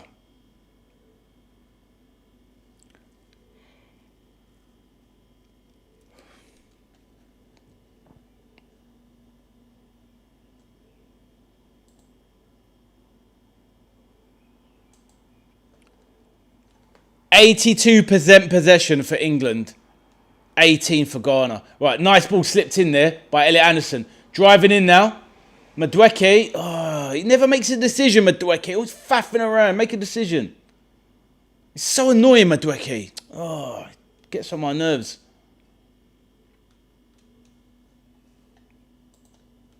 For every goal that is scored, Adi has to scream that number. Arthur, what is it anyway? What is 6-7? I don't even know what it is.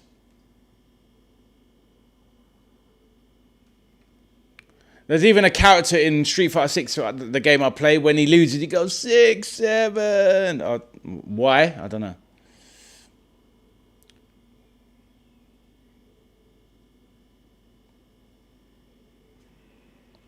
Party anchoring the midfield well for Ghana. Organising them perfectly. Got to respect it, I suppose.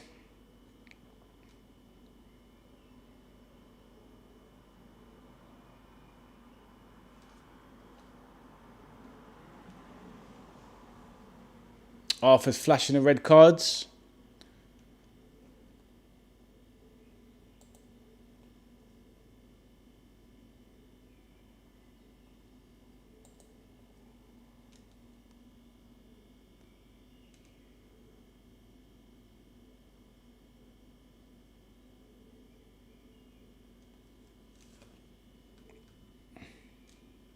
Let's have a look.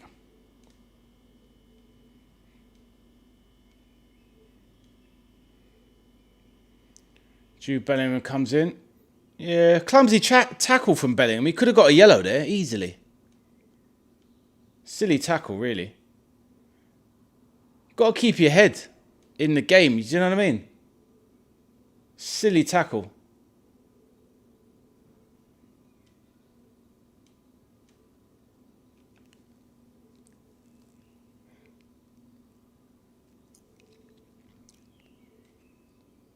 Jeez, that half was a hard watch.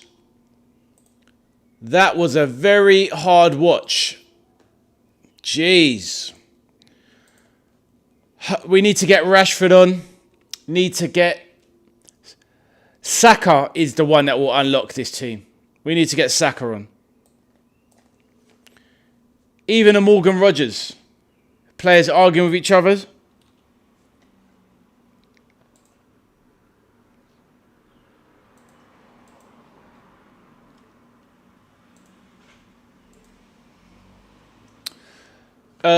Abdul says England 0 versus Ghana 0. Who would be peed off if I was at this game, paid 1k plus tickets, or got out somewhere to watch it? I know, exactly.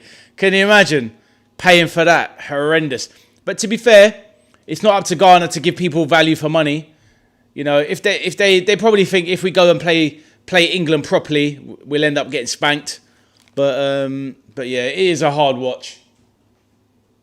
But then you say to yourself, what do you want to do? You want to get to the next round. And what are you going to do in the next round? Play like that again to try and defend your way What, like Greece in 2004, defend your way to the title. So, yeah, it's one of those ones. Peter said the road was long there. It really was, mate. It really was a struggle. But, yep, it is what it is.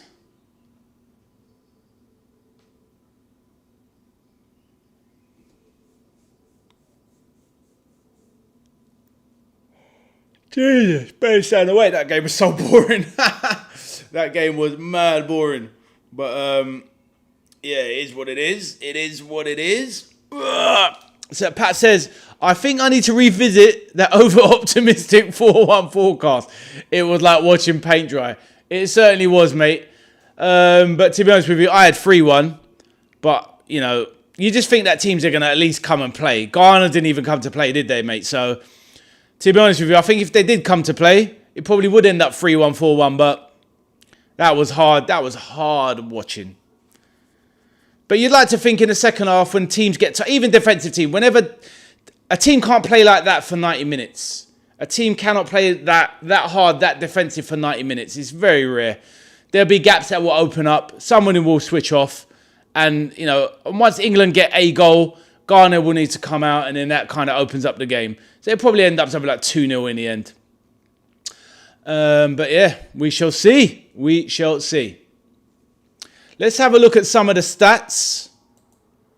Because, yeah, that was actually a criminal half of football. So, yeah, 78% possession for England, 21 for Ghana, 0.27 XG for England, none. 0 XG for Ghana. I don't think I've ever seen that. 0 XG. 6 shots by England, none on target. 0, obviously, for Ghana. 0 on target.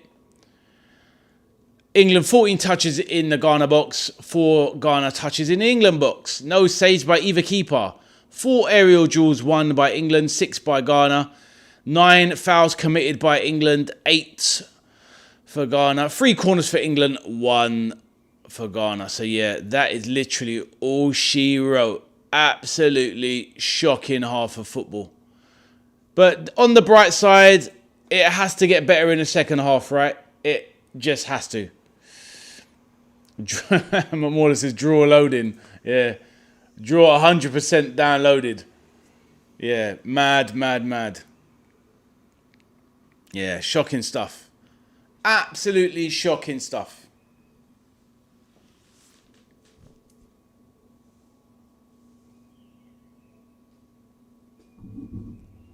I'm absolutely starving, but it's too late to eat. But I need to eat something.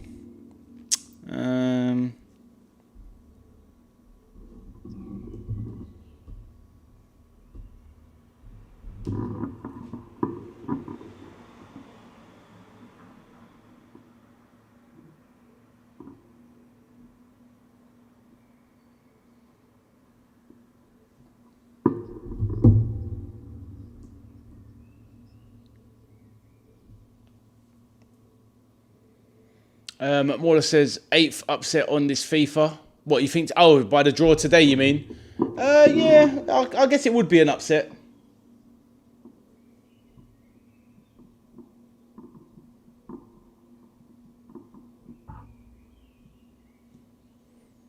Oh, I didn't realise there was a 3-hour delay in the France game. My son was just messaging me about it. He said, did I stream it? I was like, no, I didn't even... I knew there was a delay, but I didn't realise it was a 3-hour delay. So, yeah, that's news to me. Yeah, that's a bit wild. That's crazy. Absolutely crazy.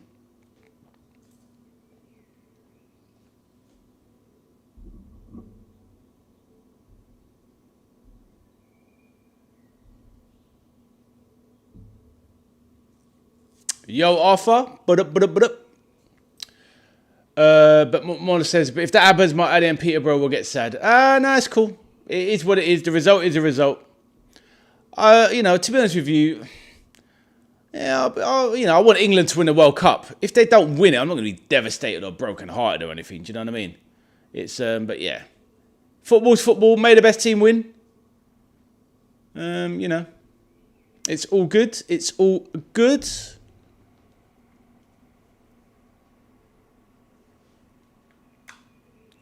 Score predictions for the second half.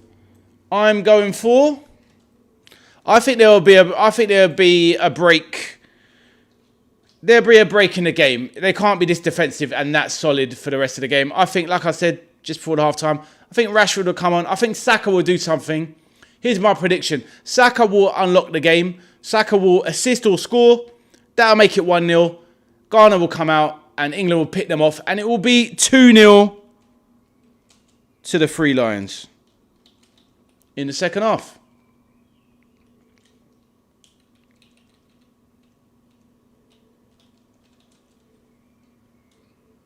Bang. There's my prediction, second half.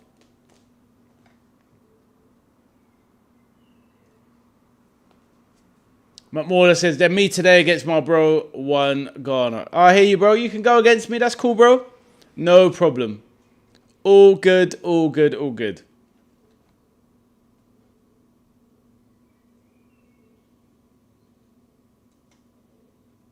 Right.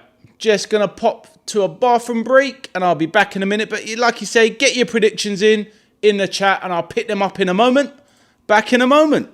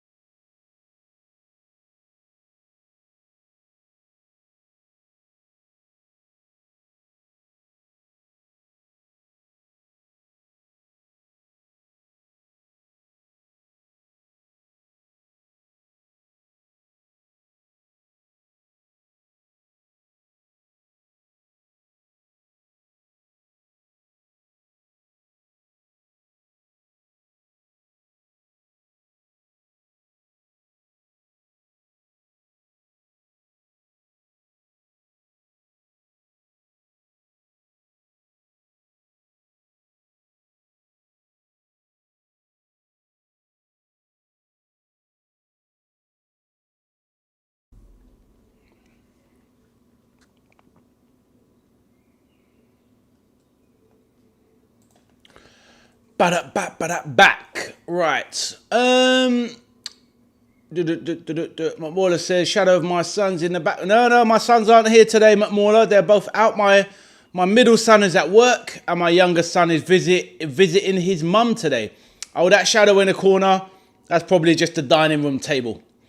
Arthur has the little, has the question in the background. Gabriel or Saliba? Honestly, I think Saliba's a little bit overrated in my opinion. He's obviously a top centre-back. I'd love to see Saliba, not love because it means that Gabriel's injured. That's not what I mean. But I'd like to see Saliba for 20 games without Gabriel. That's when we know how good Saliba is. But I think Saliba's a little bit overrated. And Gabriel is, but obviously Saliba's a lot younger. So, you know, he's still got a lot more developing to go. But yeah, Saliba's a little bit overrated, so I'll give it to Gabriel, in my opinion. What say you, Arthur? They're your boys. I think Saliba's got higher potential, but he's still, what is he, Saliba, 24, 25 now? Still got ages to go.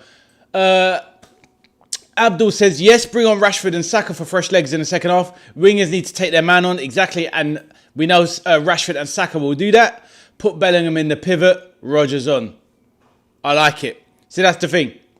You take off Elliot Anderson or Rice. Obviously, out of the two, you're going to take off...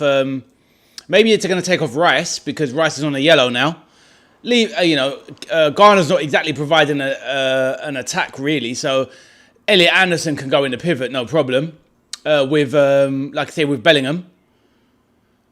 And then, yeah, like I say, Morgan Rogers, adding that thrust in the kind of like the attacking 10. He's a real 10, if anything. Not that he's intricate like that, but obviously he can burst into the box properly. He's a proper danger man. 20, 25 yards out. Got an amazing strike on him. And yeah, Saka can unlock from the wing. Rashford as well. Job done. But yeah, that's my thoughts as well. I agree. Yep, Arthur, let me know what you think as well on my Gabriel and Saliba take. Over to you.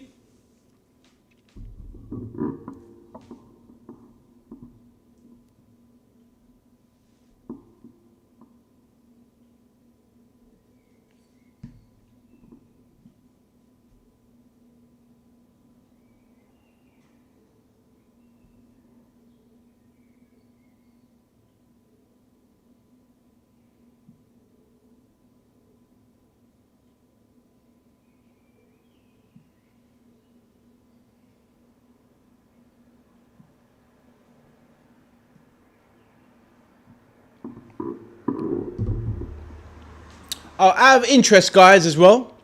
Who plays fantasy? Who plays fantasy football?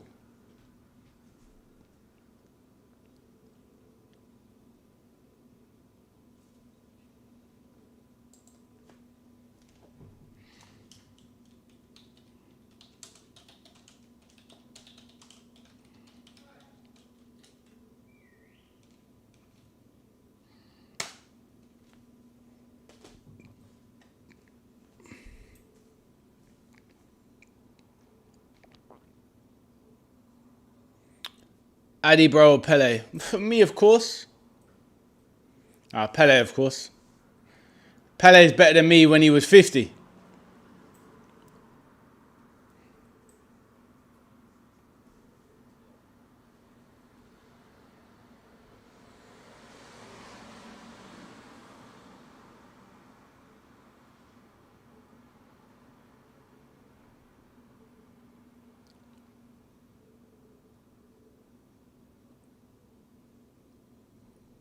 Seeing some of the things at half time, it was actually raining today. What? It's raining at the pit at the match. I couldn't pick that up on the cameras. Crazy. Peter, bro, or Zidane? Nah, it's all about Zidane. Peter knows. Peter says, I've never played fantasy football. Not sure I've got the patience. Nah, fair enough, mate. Yeah, the reason I ask is because I run a fantasy football competition every season. I kind of do it through, work at my previous companies, etc. And yeah, so I do a fantasy football competition. So it's open to people. I'm basically going to introduce it via YouTube as well, using the official fantasy football competition and rules. And yeah. Big cash prize as well. So all good. So anyone that's into fantasy football can enter it if they choose. Probably the fact it'll probably be bigger this year, but the top prize is probably going to be about £1,000 to the winner. So it's no small thing. So yeah. But I will remind viewers and stuff nearer the time. So yeah, anyone that's good at fantasy football wants to give it a go, boom, they can do that.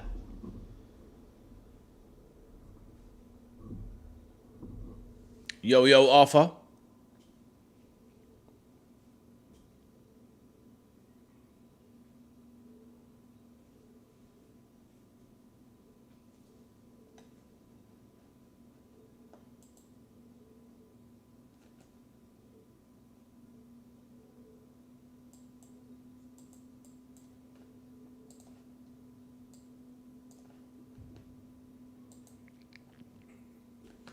Arthur says, a league would be fun. McMorla says, I was too shy to say I was better than Zidane. Peter, you joker. Adibro, cap like Metallica, Major General. Exactly. But yeah, Arthur, yeah, I don't know if you do fantasy football, mate. But if you do, yeah, I'll be doing my fantasy football competition in August. I've usually got about 50 people entering, but because I'm going to introduce it via YouTube, I'll probably get some people to get involved as well. And there will be, like I said, a top prize, probably I'd estimate probably about £1,000 to the winner. And a decent prize, maybe 500 for the second place. We shall see. You'll do it. I'll remind you nearer the time, my man. I will remind you nearer the time. So all good. Oh, it's proper raining in the crowd. I didn't really realise. Honestly, the cameras are awful on this game.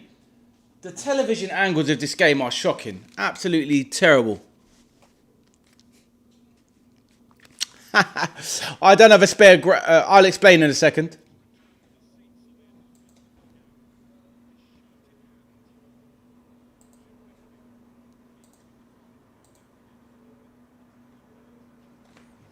They're in a huddle.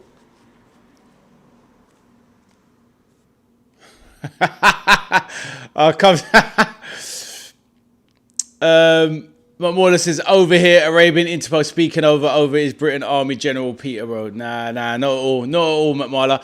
So Pat says, Addy, we might need to bring the Mike Tyson story forward if this keeps up. I like it, mate. I like it. One day. I know you really want to hear this story, Sir Pats. You definitely got to be a bit mature for this story. I'll tell you. It's a bit of a story. 100%. Abdul says, former Brazilian players, Pele, Romario, Ronaldo, Coutinho, Socrates, Garincha, Adriano, Babetta, R9, Kaká, Ronaldinho, Cafu, Carlos. Current Brazilian players won't lace these ex-players' boots. Oh, mate. 100%. 100%. The only player in modern Brazilian football that is an equivalent of those in that era would be our goalkeeper, Alisson. And not even just because it's a Liverpool angle, just because he is that good as a goalkeeper. Like Alisson could live in any Brazilian era of goalkeepers. But as for modern Brazilian players, well, obviously I know like Neymar's a bench player now, but Neymar is in that category as well. Neymar's a fantastic player. Probably didn't get as much out of his career as he did. Probably should have stayed at Barcelona instead of leaving, instead of going PSG. But still had a wonderful career. Oh, Arthur says, explain the grand then. Easy, money hungry, relax. So basically what it is, the competition, I've run the competition of fantasy football for 8 years. It's based on the official Barclays Premier League game, which is obviously, if you play fantasy football, you know what I mean. And what it is, you got to pay an entry fee. The entry fee is 30 quid. So obviously it's a little bit steep for some. But it lasts all season. And you've got a chance of winning a top prize. So there you go. That's how it works. So basically, all the entrants pay the fee. And then it's divided amongst the winners. Depending on how many players. Like last season, we had a top 10. So yeah, like the winner got like, off the top of my memory, 400 quid. Second place got 250. So and so and so and so. So depending on how many entries, I reckon by the time I do the entry system this time, there are probably about 100 players. So whoever comes top will probably win $1,000 and then 500 and so on and so on, and break it all down. So all of the entrance money will get divided back out in prize money, basically. And that's how it works, Arthur. It's not me just pulling $1,000 out of my backside and giving it away. It's everybody's entry fee is dispersed back as prize money. So that's how it will work. Right, Partey with a ball. Sets Semenyo free. Oh, tries to sit down Bellingham, but he dives onto the floor and collects the ball. That was nice from Jude. Arthur says, I did that. Marla says, so a good little start there from Ghana in the second half. They're a bit more on the front foot. Maybe they've lulled England into a false sense of security. Morla says, Buffon, Zambrotta, Cannavaro, Nesta, Maldini, Andrea Pirlo, Gattuso. Gattuso's overrated, by the way. He shouldn't be on this list. Daniel De Rossi, good player. Totti, Del Piero, Vieri. Just think, bro. Well, Italian football's nowhere near it. But Gattuso shouldn't be on that list. He is a very mediocre player. But the rest of those guys are basically Italian legends. Maybe De Rossi as well, struggling to get on that list as well. Good player, but nothing special.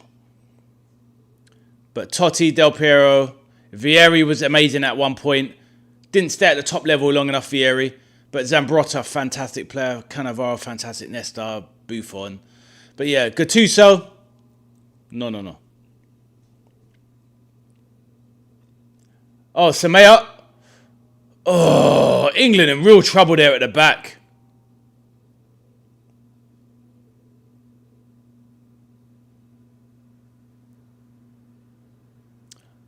Arthur says, watch something about to happen.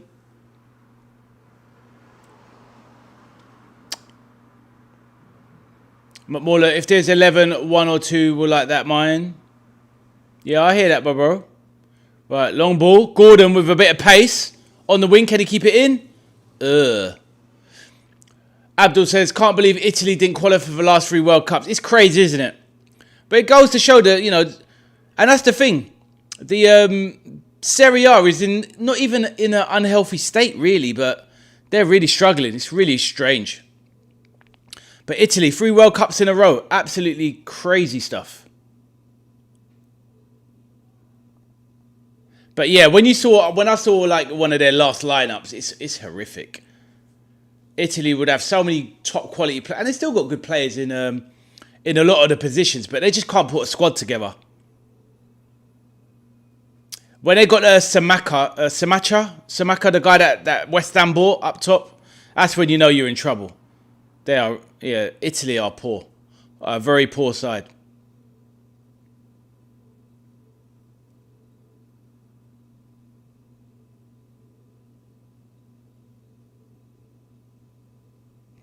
So anyway, Arthur, I hope that explained it for you, my man. So Jed Spence on the ball. Quiet game, Jed Spence.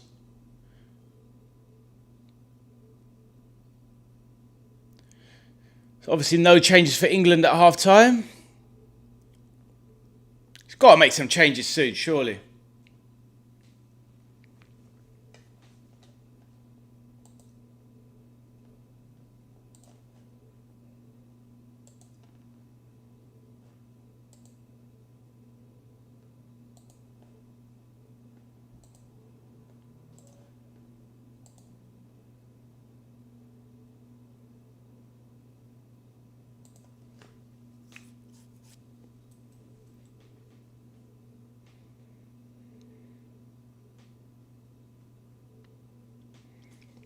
Peter says, does this Tuchel wear a waistcoat? Mate, Wally with a brolly at the moment. He's the manager I don't rate, to be honest. I've never rated Thomas Tuchel. But I've got to give him a chance. He's the man with a plan. Wow. That long slide in there. Right. Seabolt, Mensah now. I've been impressed with this Mensah, not a bad player. AU. Mensah again.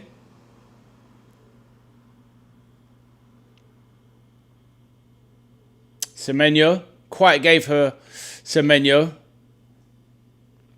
Elliot Anderson just over everybody like a rash.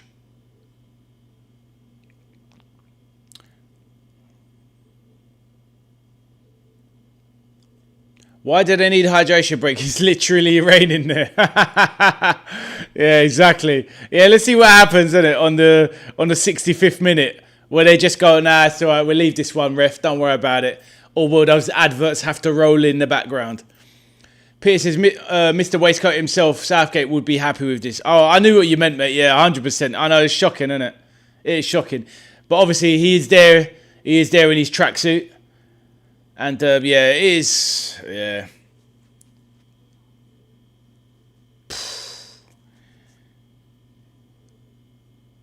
Some shaky defending at the back. Pickford nowhere. Cleaned out. Arthur spreading lies. Abdul says, I can't believe BBC Three made a sitcom documentary program about England and Southgate. Is it a sitcom? I've saw the advert and I haven't really paid it any attention. But is it a sitcom, is it? I know it's a docu-drama, but I think it's based on a play. It's based on a theatre play. But I wouldn't say it's... I'm pretty sure it's a docu-drama. It can't be a sitcom, surely. There's nothing funny about it. But I know what you mean, though. But yeah... The actor that plays Southgate looks pretty realistic.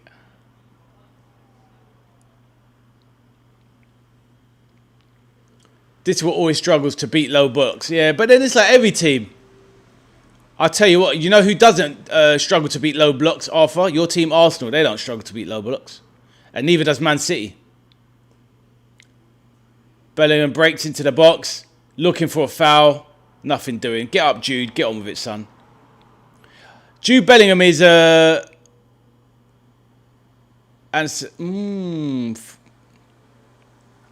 got a feeling Jude Bellingham's going to do something stupid this game.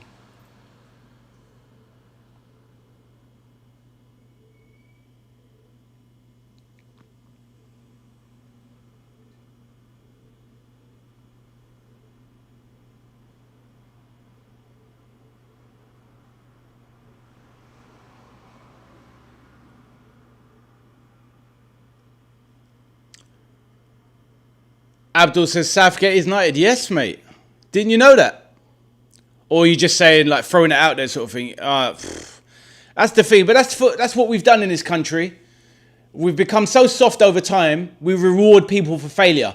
Now, I get it. Sometimes with that, it's for services to football. But what has he done? Okay, he got England or us or whatever have you. He got us to 2 finals, but didn't win.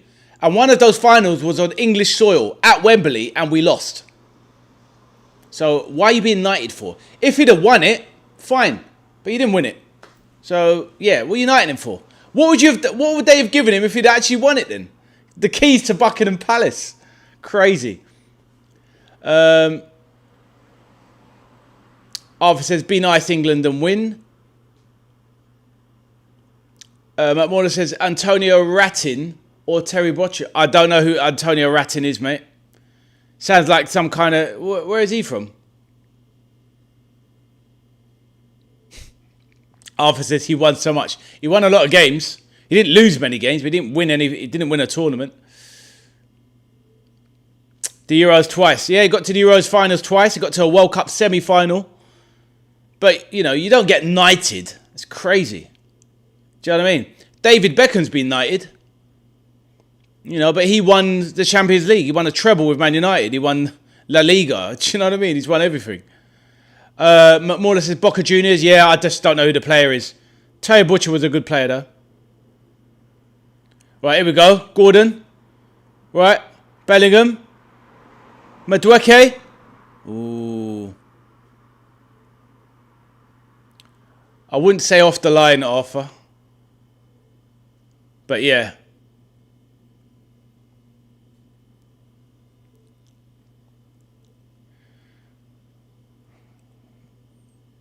But at least they made a bit of space there, opening up Ghana, so that was good to see.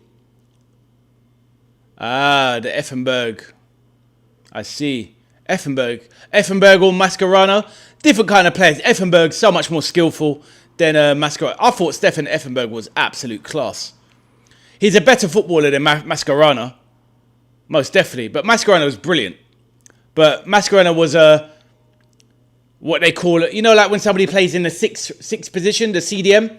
He's a prison 6. He just locks you up, Mascherano. He just locks you up, throws away the key. You shall not pass. He's a butcher, but you know. But Effenberg was actually a player.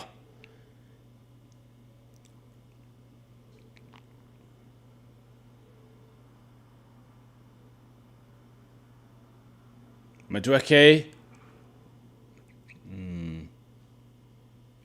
So, Pats, anyway, as I was saying, me and our kid were in Buckingham Palace with Holly Willoughby, Stephen Graham, Anton Deck, Stanley Tucci, Niall Rogers, and Ryland. Right.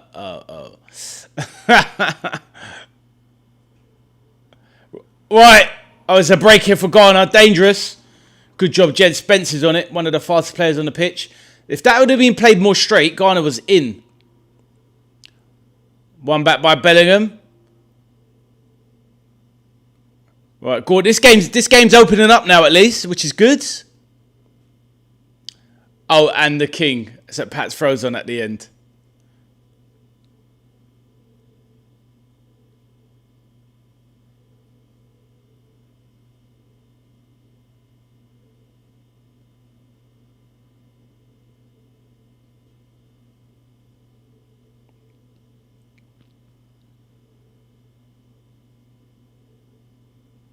Bellingham, La Liga teammate. Jess Spence now on the wing. Anthony Gordon.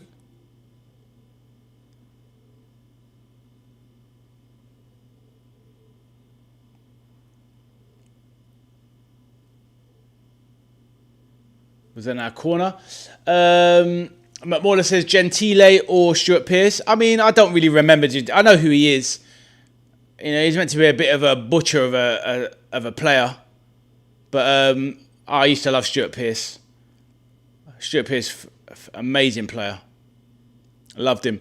Peter says, I met the Queen once and she spoke to me. She said, ow, you're standing on my foot. Beautiful speaking voice, even when furious. Arthur is saying goal. All right, let's see what happens from this corner. Arthur's waffling, I reckon. But let's see.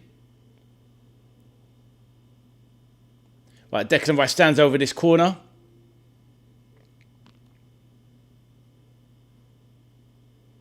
Surely there's going to be a change from the bench now.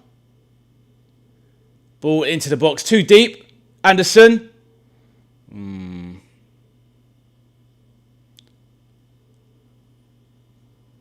I know you're waffling. They didn't pick up Anderson though, which is fair enough.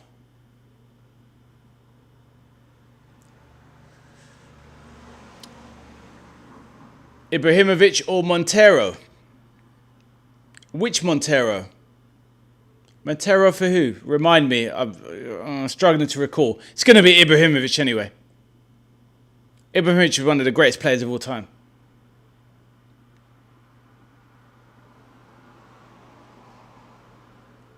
Zlatan.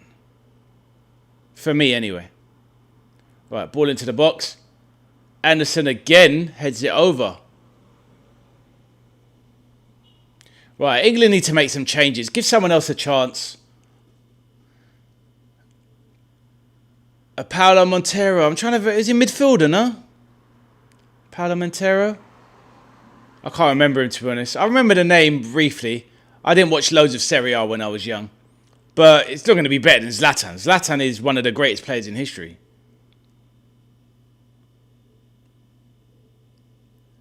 In my opinion. Right, Gordon jinking around, cuts inside.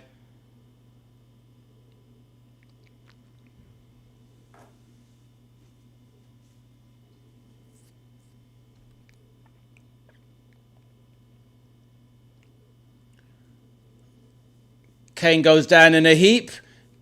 Free kick goes down by Thomas Partey, who's getting boos from the crowd. McMorla says most terrible defender who got most red cards in history, 16. Paulo Montero. Most red cards in history. Oh, he sounds disgusting. Well, you're putting him up against Ibrahimovic, so Ibrahimovic is one of the greatest players in history, so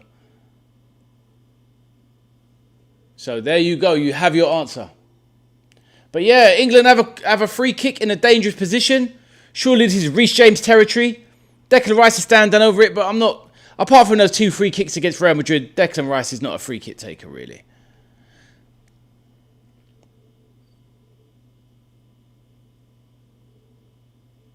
All right, 1 sec. Abdul, let's see what happens with this free kick. Floated one in. Anderson, ball drops. Oh, Gordon, what's he got? Lays it off to the side. Madueke with his absolute spoon foot. This guy's ball striking is absolutely horrific. He gets on my nerves. He's so rubbish. Honestly, I don't like doing our players dirty, but I'm not having Madueke. He's so mid. He's such a mediocre player. Just get him out of my sight. He just got no end product, Madueke. He's got no end product. Just get him off. Rubbish. Right, that's my passion rant over. Arthur says England making a sub. Yes, and it's got to be Madueke, surely. Get the 2 wingers on. Gordon's had an alright half, to be fair, but get off Gordon, get off Madueke, get on Saka, and get on Rashford. Prince Andrew's coming on. Get him on for Madueke. I've had enough.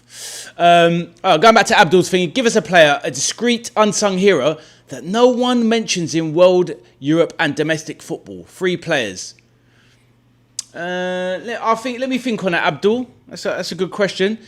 Martin Keown or Van Nistelrooy? Oh, well, Martin Keown was a good Premier League defender. You know, he's a good defender. Solid player, good England player. But Van Nistelrooy is an elite striker. So Van Nistelrooy all day long. Thinking of Abdul's question there. Unsung heroes. Really good player. It's difficult because so many players are rated. But who's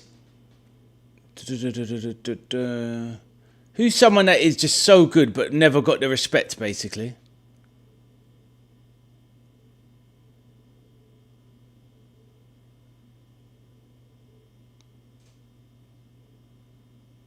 Yes, man like Saka is on.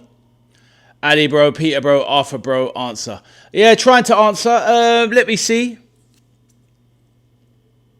Unsung players that have... It's difficult because all the good players are obviously the ones we know. So, I'll probably have to go through Liverpool players and pick some, but let me try and think now. Do you know who was really good? Really good? Loren for Arsenal, the right back. He was excellent, but he was not given the rating he deserved. He was a phenomenal player.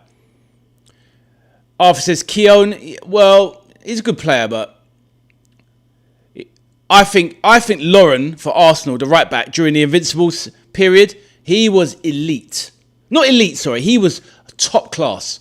But because he didn't play for a fanciable nation, I can't remember which African country he represented, but he was brilliant for Arsenal. Lauren, really, really good. So he'll be my first one, Lauren from Arsenal. Let me write that down.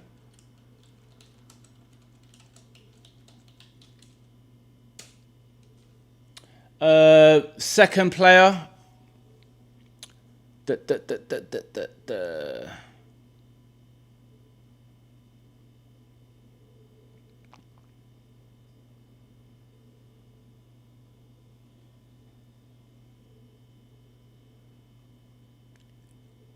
Where's Pickford going? What's he doing?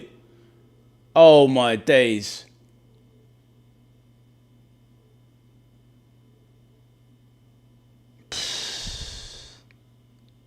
McMorla, Kevin Muscat. No. Right. Do you know what? Pickford's lucky there.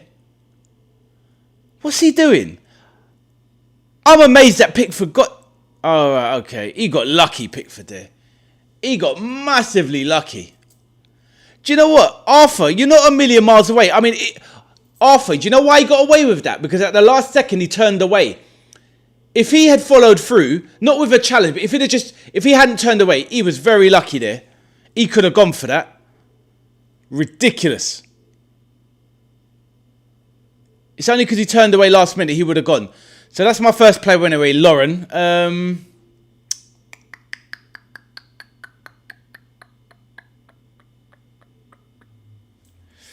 Who else?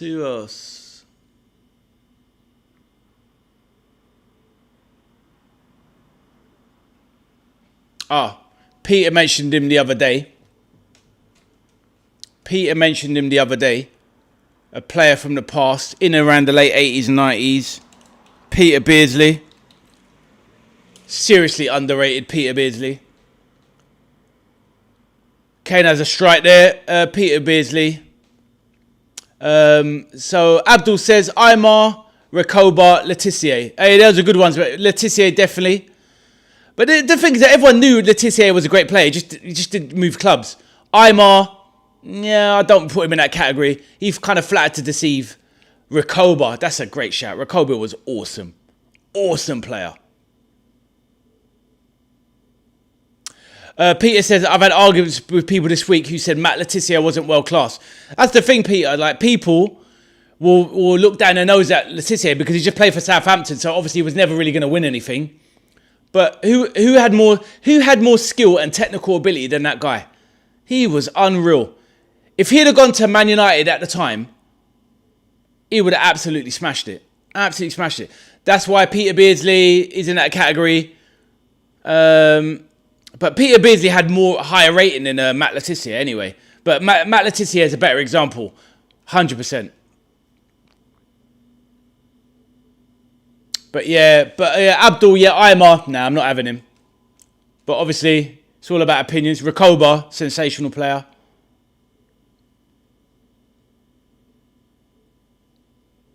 And Letizia was awesome. Absolutely awesome player.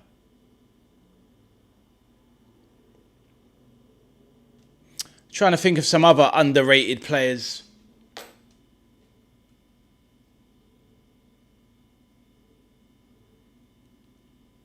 Good cross into the box. Saka tries to leap, get the header on it, can't do anything.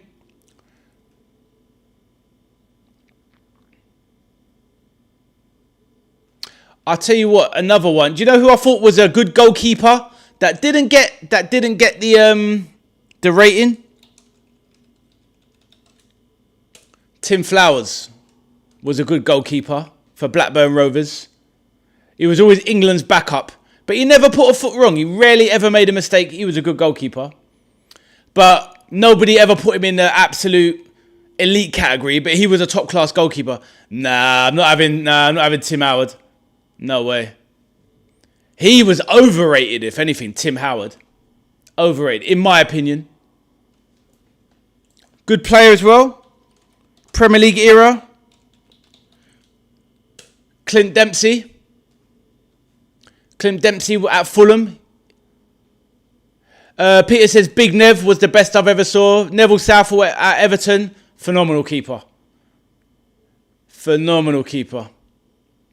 McMorla, Addy, bro, underrated midfielder. I just gave you one. Clint Dempsey. He was an underrated midfielder. Wasn't elite, but he was a very good player. Wasn't really rated like that. Let's think some other midfielders.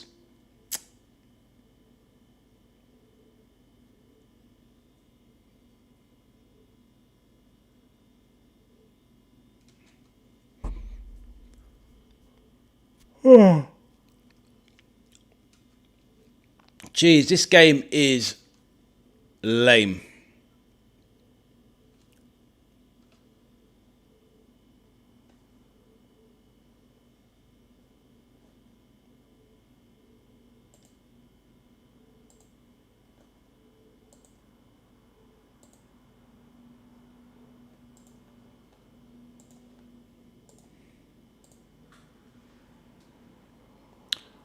Arthur says, prime Reece James or prime Kyle Walker? Well, considering that Reece James is still probably only about 26 now. Obviously, the injuries... To be honest with you, I think Kyle Walker is literally one of the most overrated players in football history. He was just he's a good centre-back. A good right-back. But you take away that pace...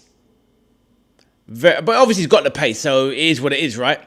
But no, Reece James, I'm having Reece James over Kyle Walker all day long. As a player. But at the end of the day, Kyle Walker will get you out of trouble, won't he? With that pace and the physicality. So it's a tough one. Because he's got gifts that other people don't have. The pace and the physique. Those are gifts. But, yeah. McMorla says, Peter, bro, you visible to me like you are a veteran soldier who participated in world wars. Arthur says, Roger's coming on. Eze as well. Yep, that's what we need to see. A bit of creativity. Bellingham off on the whole yellow card, so that's good.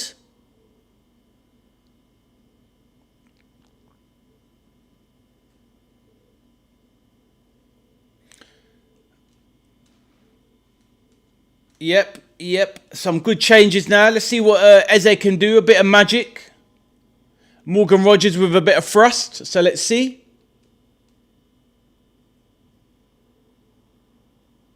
So yeah, you're right, Arthur. The whole hydration break. These guys are getting saturated. Why do they need drinks? What an absolute joke. We've entered the fourth quarter, guys. The fourth quarter is on us.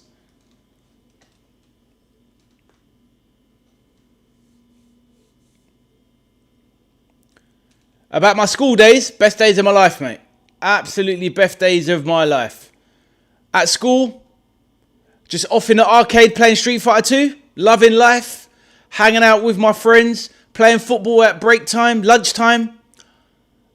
Never really doing my homework. At home, living on the estate, outside, playing football. Then you come in late, play your video games, chilling. Saturdays, always having friends over. That was my childhood, man. Best days of my life. Then sadly, I had to grow up. That was my childhood, man. Living in London, Stoke Newton, Hackney, London N16. The good old days. If I could click my fingers and go back in time to the era, reading my comics, reading my books, watching the movies, the best times. Dreaming I'm going to be Ayrton Senna one day. The best times, McMauler. Those are the best times of my life.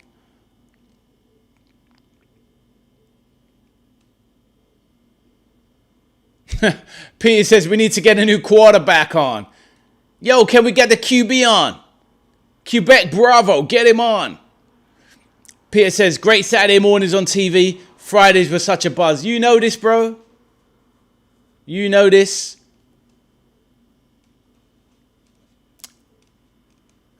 Different times. Arthur says, Ade bunked off school, so he doesn't know about it. Yep. Yeah, I was, he wouldn't know that. More lads, so the term, you know, when you truant, when you skip school, I used to skip school. Not the whole day, but I'd jump out of the lessons. I'd go to the arcades.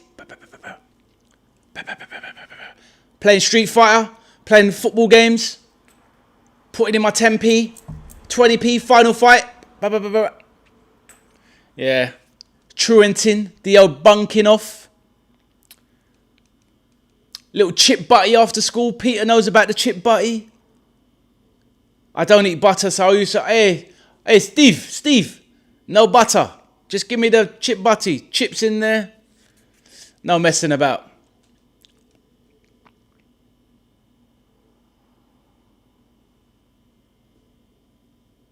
McMauler says, have you ever been caught by teachers when you jump from school? No, because this is secondary school. And in England, up to, I can't remember when it changed. I left school in the early 90s or early to mid 90s, secondary school. So you could go out, my school, you could go out at lunchtime, just go out, leave the school, go to the shop or whatever. They trusted you. But I think during the early 2000s, they changed things. Security got much more tighter in England. And now you cannot leave school at lunchtime. You cannot leave school. Any school. Obviously, primary school. In England, you have, young to 11 years of age. That's primary. And then you have secondary school. But in secondary school, you could leave the schools. But now you can't leave the school. You're not allowed. Which is only right, to be fair. But different times.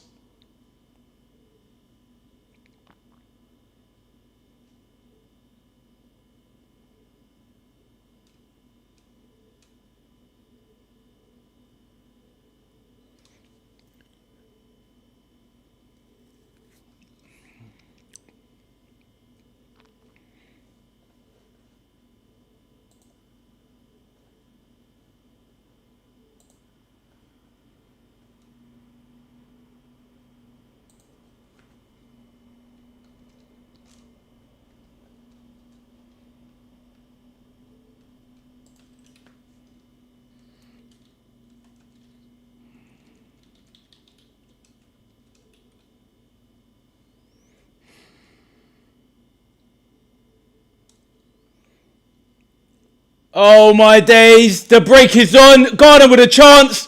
That's going to be a penalty, is it? Oh my days, he blocks his own player on the line. Garner should be in the lead.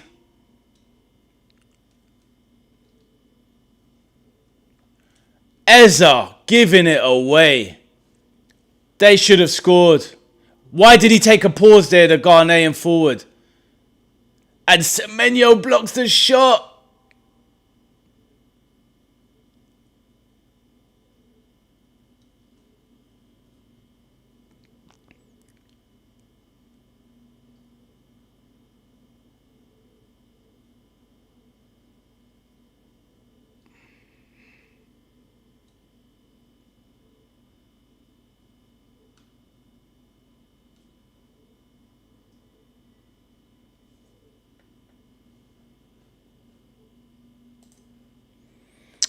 Peter says you could just write your own sick note at my school, reasonably attempt at a signature, of course. Yeah, yeah, exactly, mate. Exactly.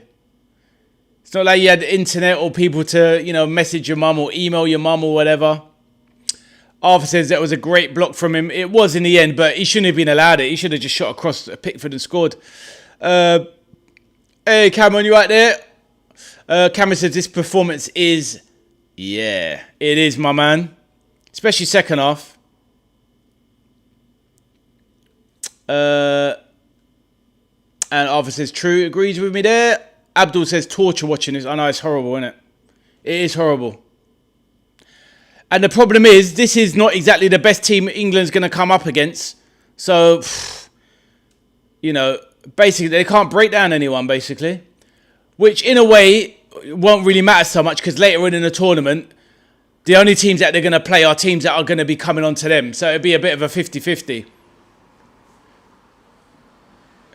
This is like a Liverpool performance under Slot.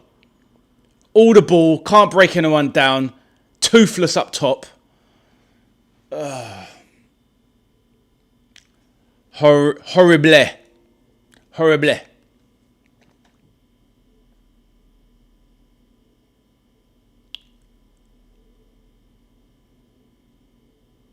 Oh, wow. I mean, Jesus. Semenyo saved us there.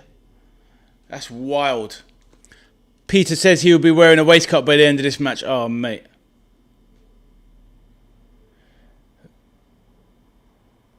Saka on the ball, Reece James.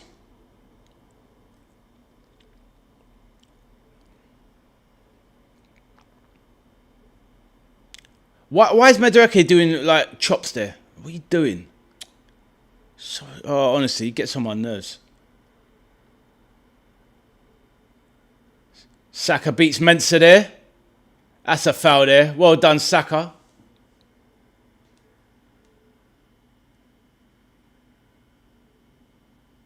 Nice nutmeg from Saka. Nearly gets away with it. If the nutmeg had been a bit cleaner, he might have had a little bit of a chance to drive into the box. Arthur says, terrible from England. Every time, just do the same strategy and you get a point. Tell me about it, mate.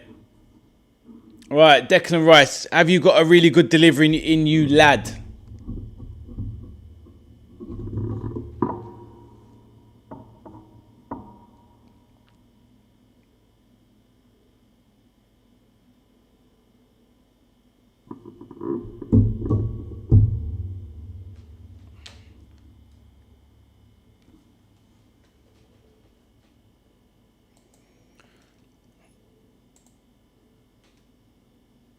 Right, Saka delivers the ball.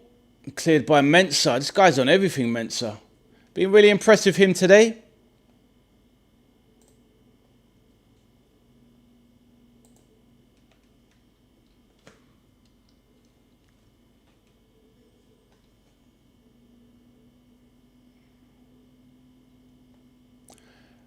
Rashe. Yes, Madueke. Why was he on the pitch for 82 minutes? Why wasn't he exchanged? I'm not to be on his case, but Rashford should have been given more than 8 minutes. Crazy work from Tuchel. Oh, this guy, Tuchel, honestly.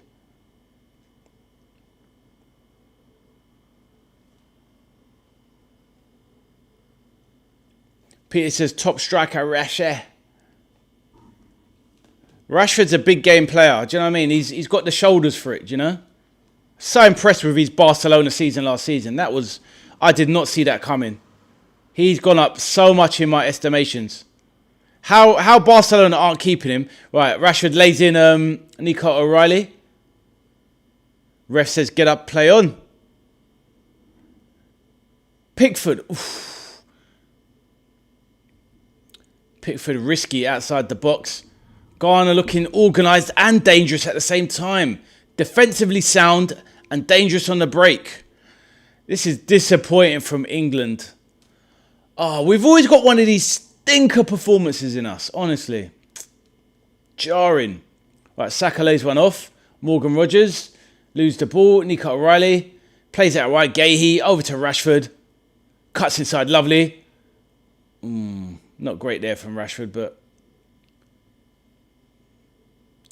Rashford gives away a foul.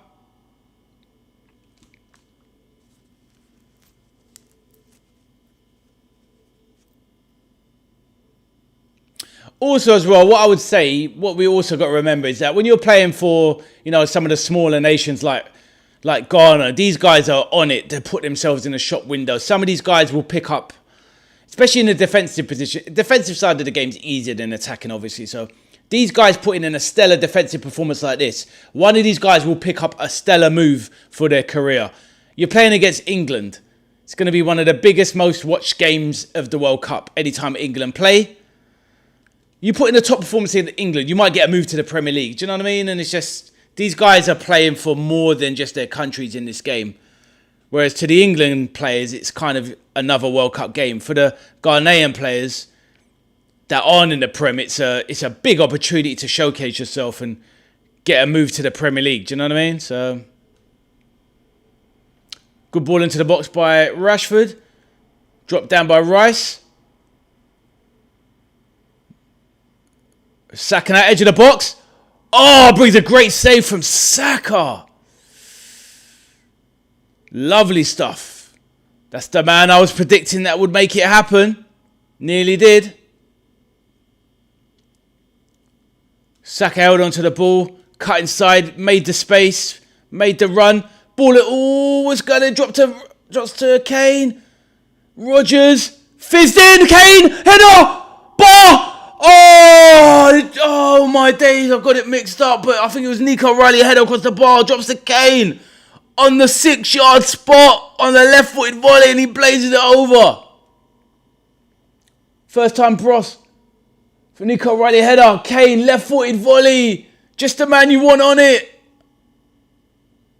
O'Reilly off the crossbar, Kane, it drops to him, just got to keep it down and it's in, 1-0 it would have been. Arthur says, what is Kane doing? Missing the goal. All of this now built on the back of Saka with an amazing shot into the corner. Good save by the keeper. And that was the best we've seen from England all night in a 90-second period. Just the man you want, Harry Kane, to be on that. Damn. But a little bit of excitement at last.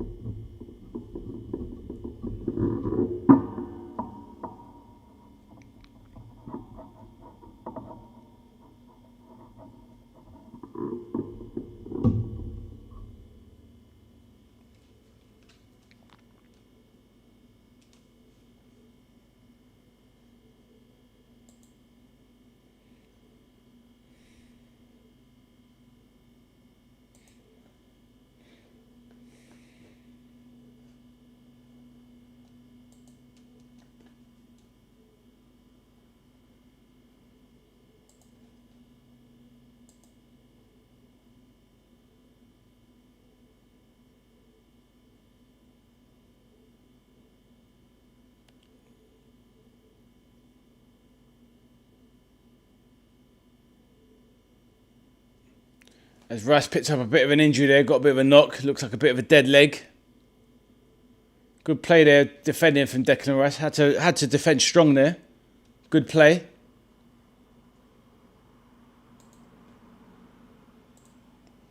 Right, Rashford, left wing, coming inside.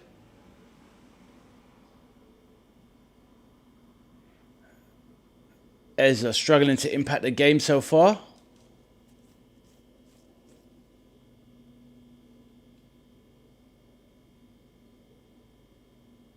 Gay on the ball. Rashford, left wing. What's he going to do? Ball into the box. Headed clear. Rashford wins the header. Oh, what's ref doing? What's wrong with that? That's ridiculous.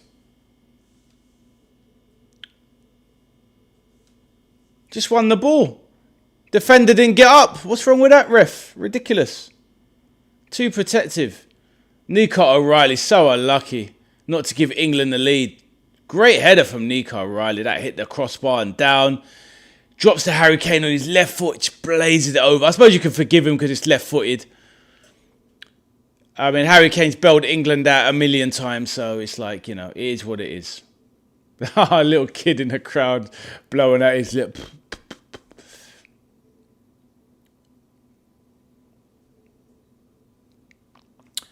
A 6 additional minutes, Arthur says.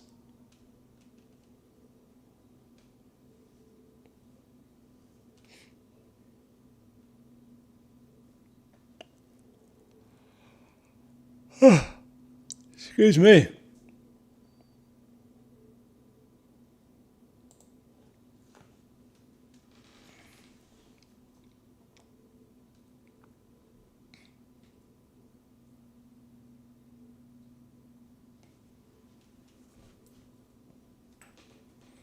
So, will there be a winner?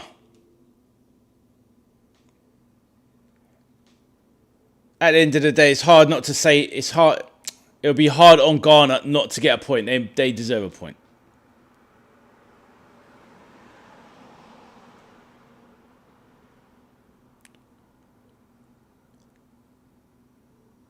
Morgan Rogers now.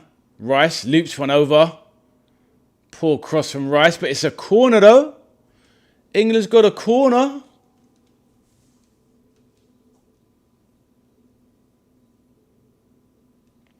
And let's have it right. I didn't see the Panama game, but Ghana only beat Panama 1-0. So it's not guaranteed. No wonder England's going for it. Get us, you know, get another 3 points here, then you're through. And then otherwise you've got to risk it with a game against Panama. Who knows? You never know.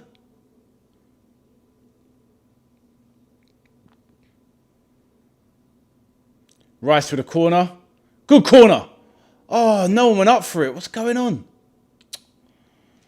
Decent corner that. No one went up for it. Oh, Kane misjudged that. Stepped ahead too early.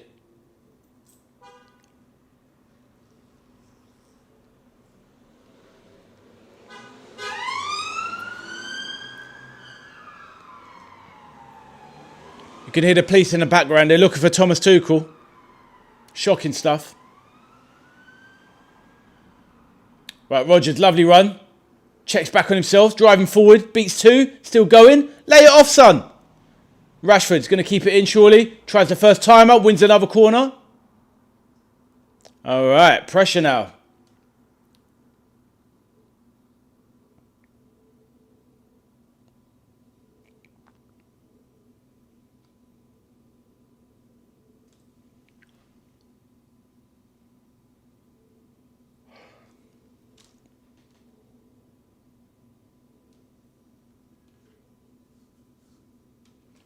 All right, good delivery. Let's go.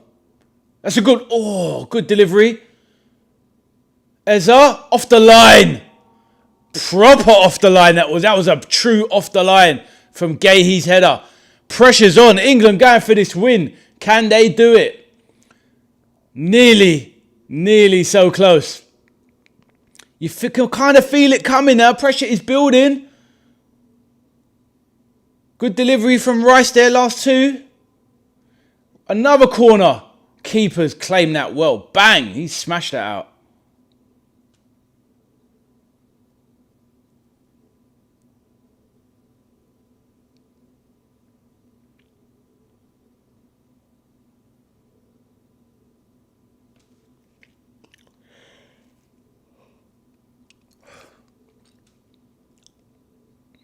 Not a bad keeper, to be fair.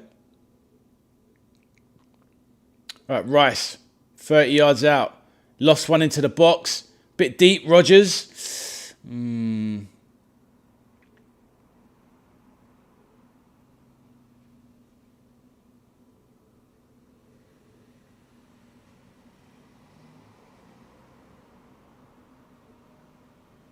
Right, edge of the box, try to flick one in.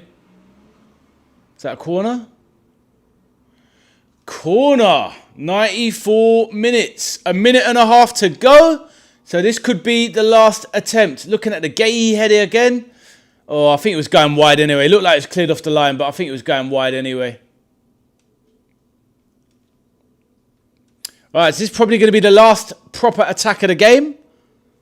So can Ghana see it out and get a point, or can the Three Lions roar and get the 3 points? Let's go. Ghana making a sub.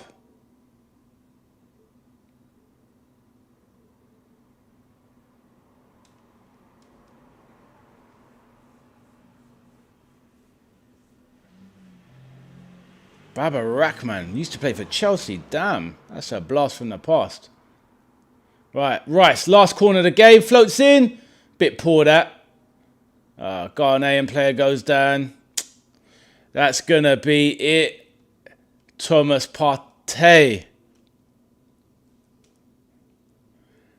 So this is it. Kane wants to get on with it. Keeper's taking his time. This game was trash.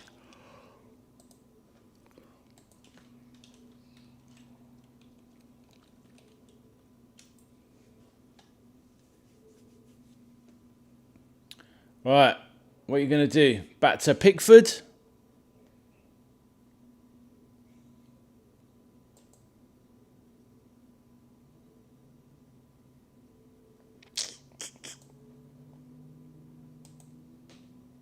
Back to Pickford now. Cameron says, rubbish. That is it. Just waiting for the ref to blow. And that is it. 0-0 it ends.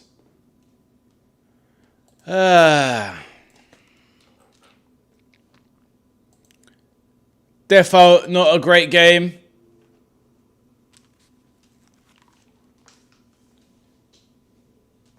That's what I was saying. I think it meant a hell of a lot to the Ghanaian team. Like I said, there'll be some of those players there that will probably end up, one or two of those. It wouldn't surprise me if one or two of those gets a Premier League move off of the back of that. Arthur says rubbish. Cameron says rubbish. It was rubbish. It actually was rubbish. But yeah, they are proper celebrating. They are over the moon. They are chuffed. It's a big, big deal. It's a big, big deal. Fair play to the Ghanaian national team. But very disappointing. Yeah, I think England took too long to make the subs. You know, Rashford coming on 82 minutes. What's that all about? But I don't know. Tommy Tukes is not a guy for me.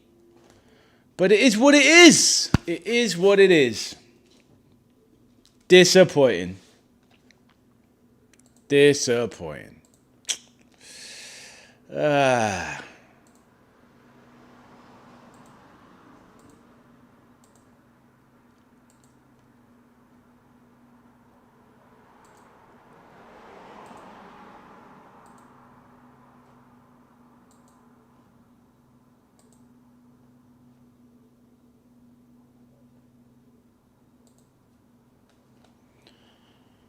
Never mind. There's always another game. And so far, to be honest, this World Cup's been really good, in my opinion. Loads of goals. Obviously, they should have started Rashford and Saka. I don't disagree. The problem is, seeing as the way the game planned out, because Ghana was so defensive, I'm not even sure that Saka or Rashford could have done anything in the first half when Ghana was fresh. Why not just start them in the second half? Give them the full 45 minutes each against a tiring Ghana, but they give Saka 25 minutes and they give Rashford 8. I mean, what's that? If they'd have started the second half, chances are we probably would have unlocked them towards the end.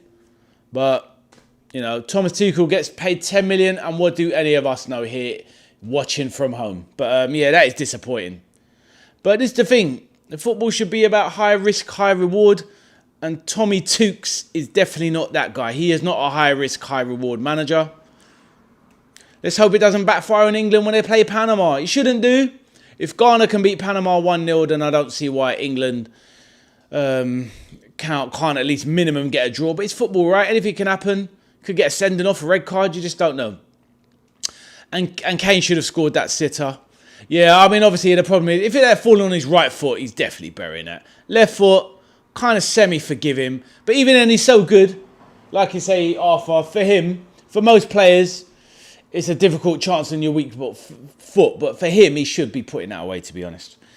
But yeah, disappointing. But, you know, still in the tournament, top of the group. It's all right. It's all right. See what happens now with Croatia and Panama. That's probably tomorrow, right? Is that in the early hours, maybe? Let's have a look.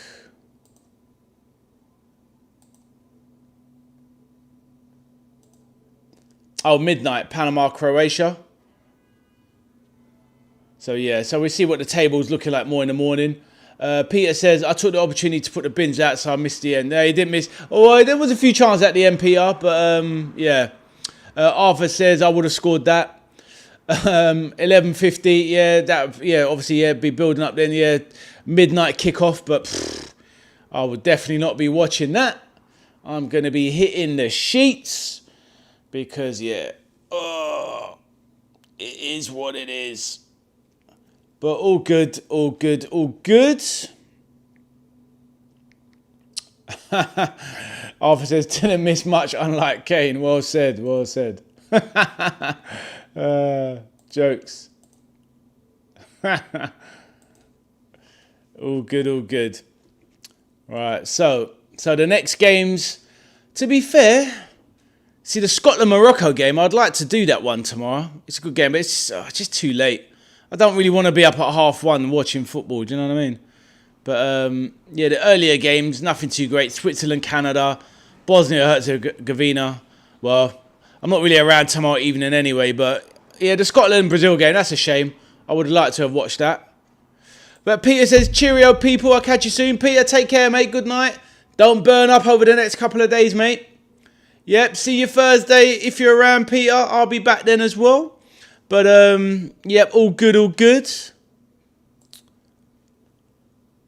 Let's have a look. So it's definitely, what have we got? We've got... Yeah, Curacao, Ivory Coast, Thursday at 9, or Ecuador, Germany. I think Ecuador, Germany would be the good game. I think there should be goals, and I want to see how Florian V.A.S plays as well. Maybe like Peter said, Arthur said, a conflict between the two games. See how they're both going. So maybe we'll try that. Japan, Sweden, that at midnight, that'd be a good game, but at midnight, nah, sod that. Too much, too late. 007, listen, leave him alone, yeah?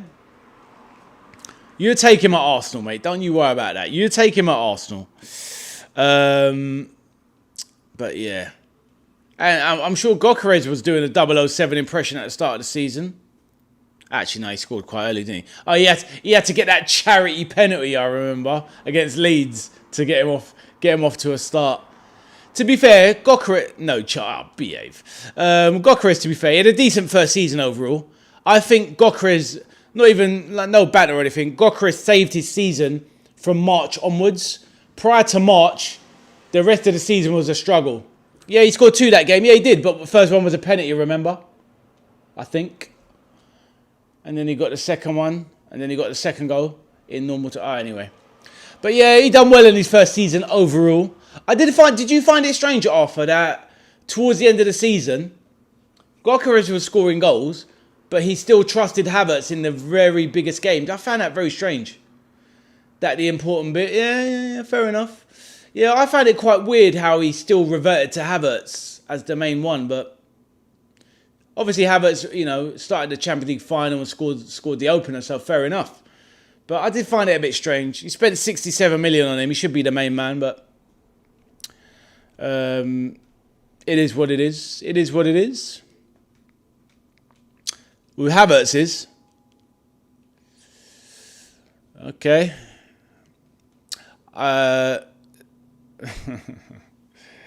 007's 67. You still haven't even explained what 67 is, mate. You obviously don't know because I've asked you 4 times. Because I don't know what it is. But yeah, it is what it is.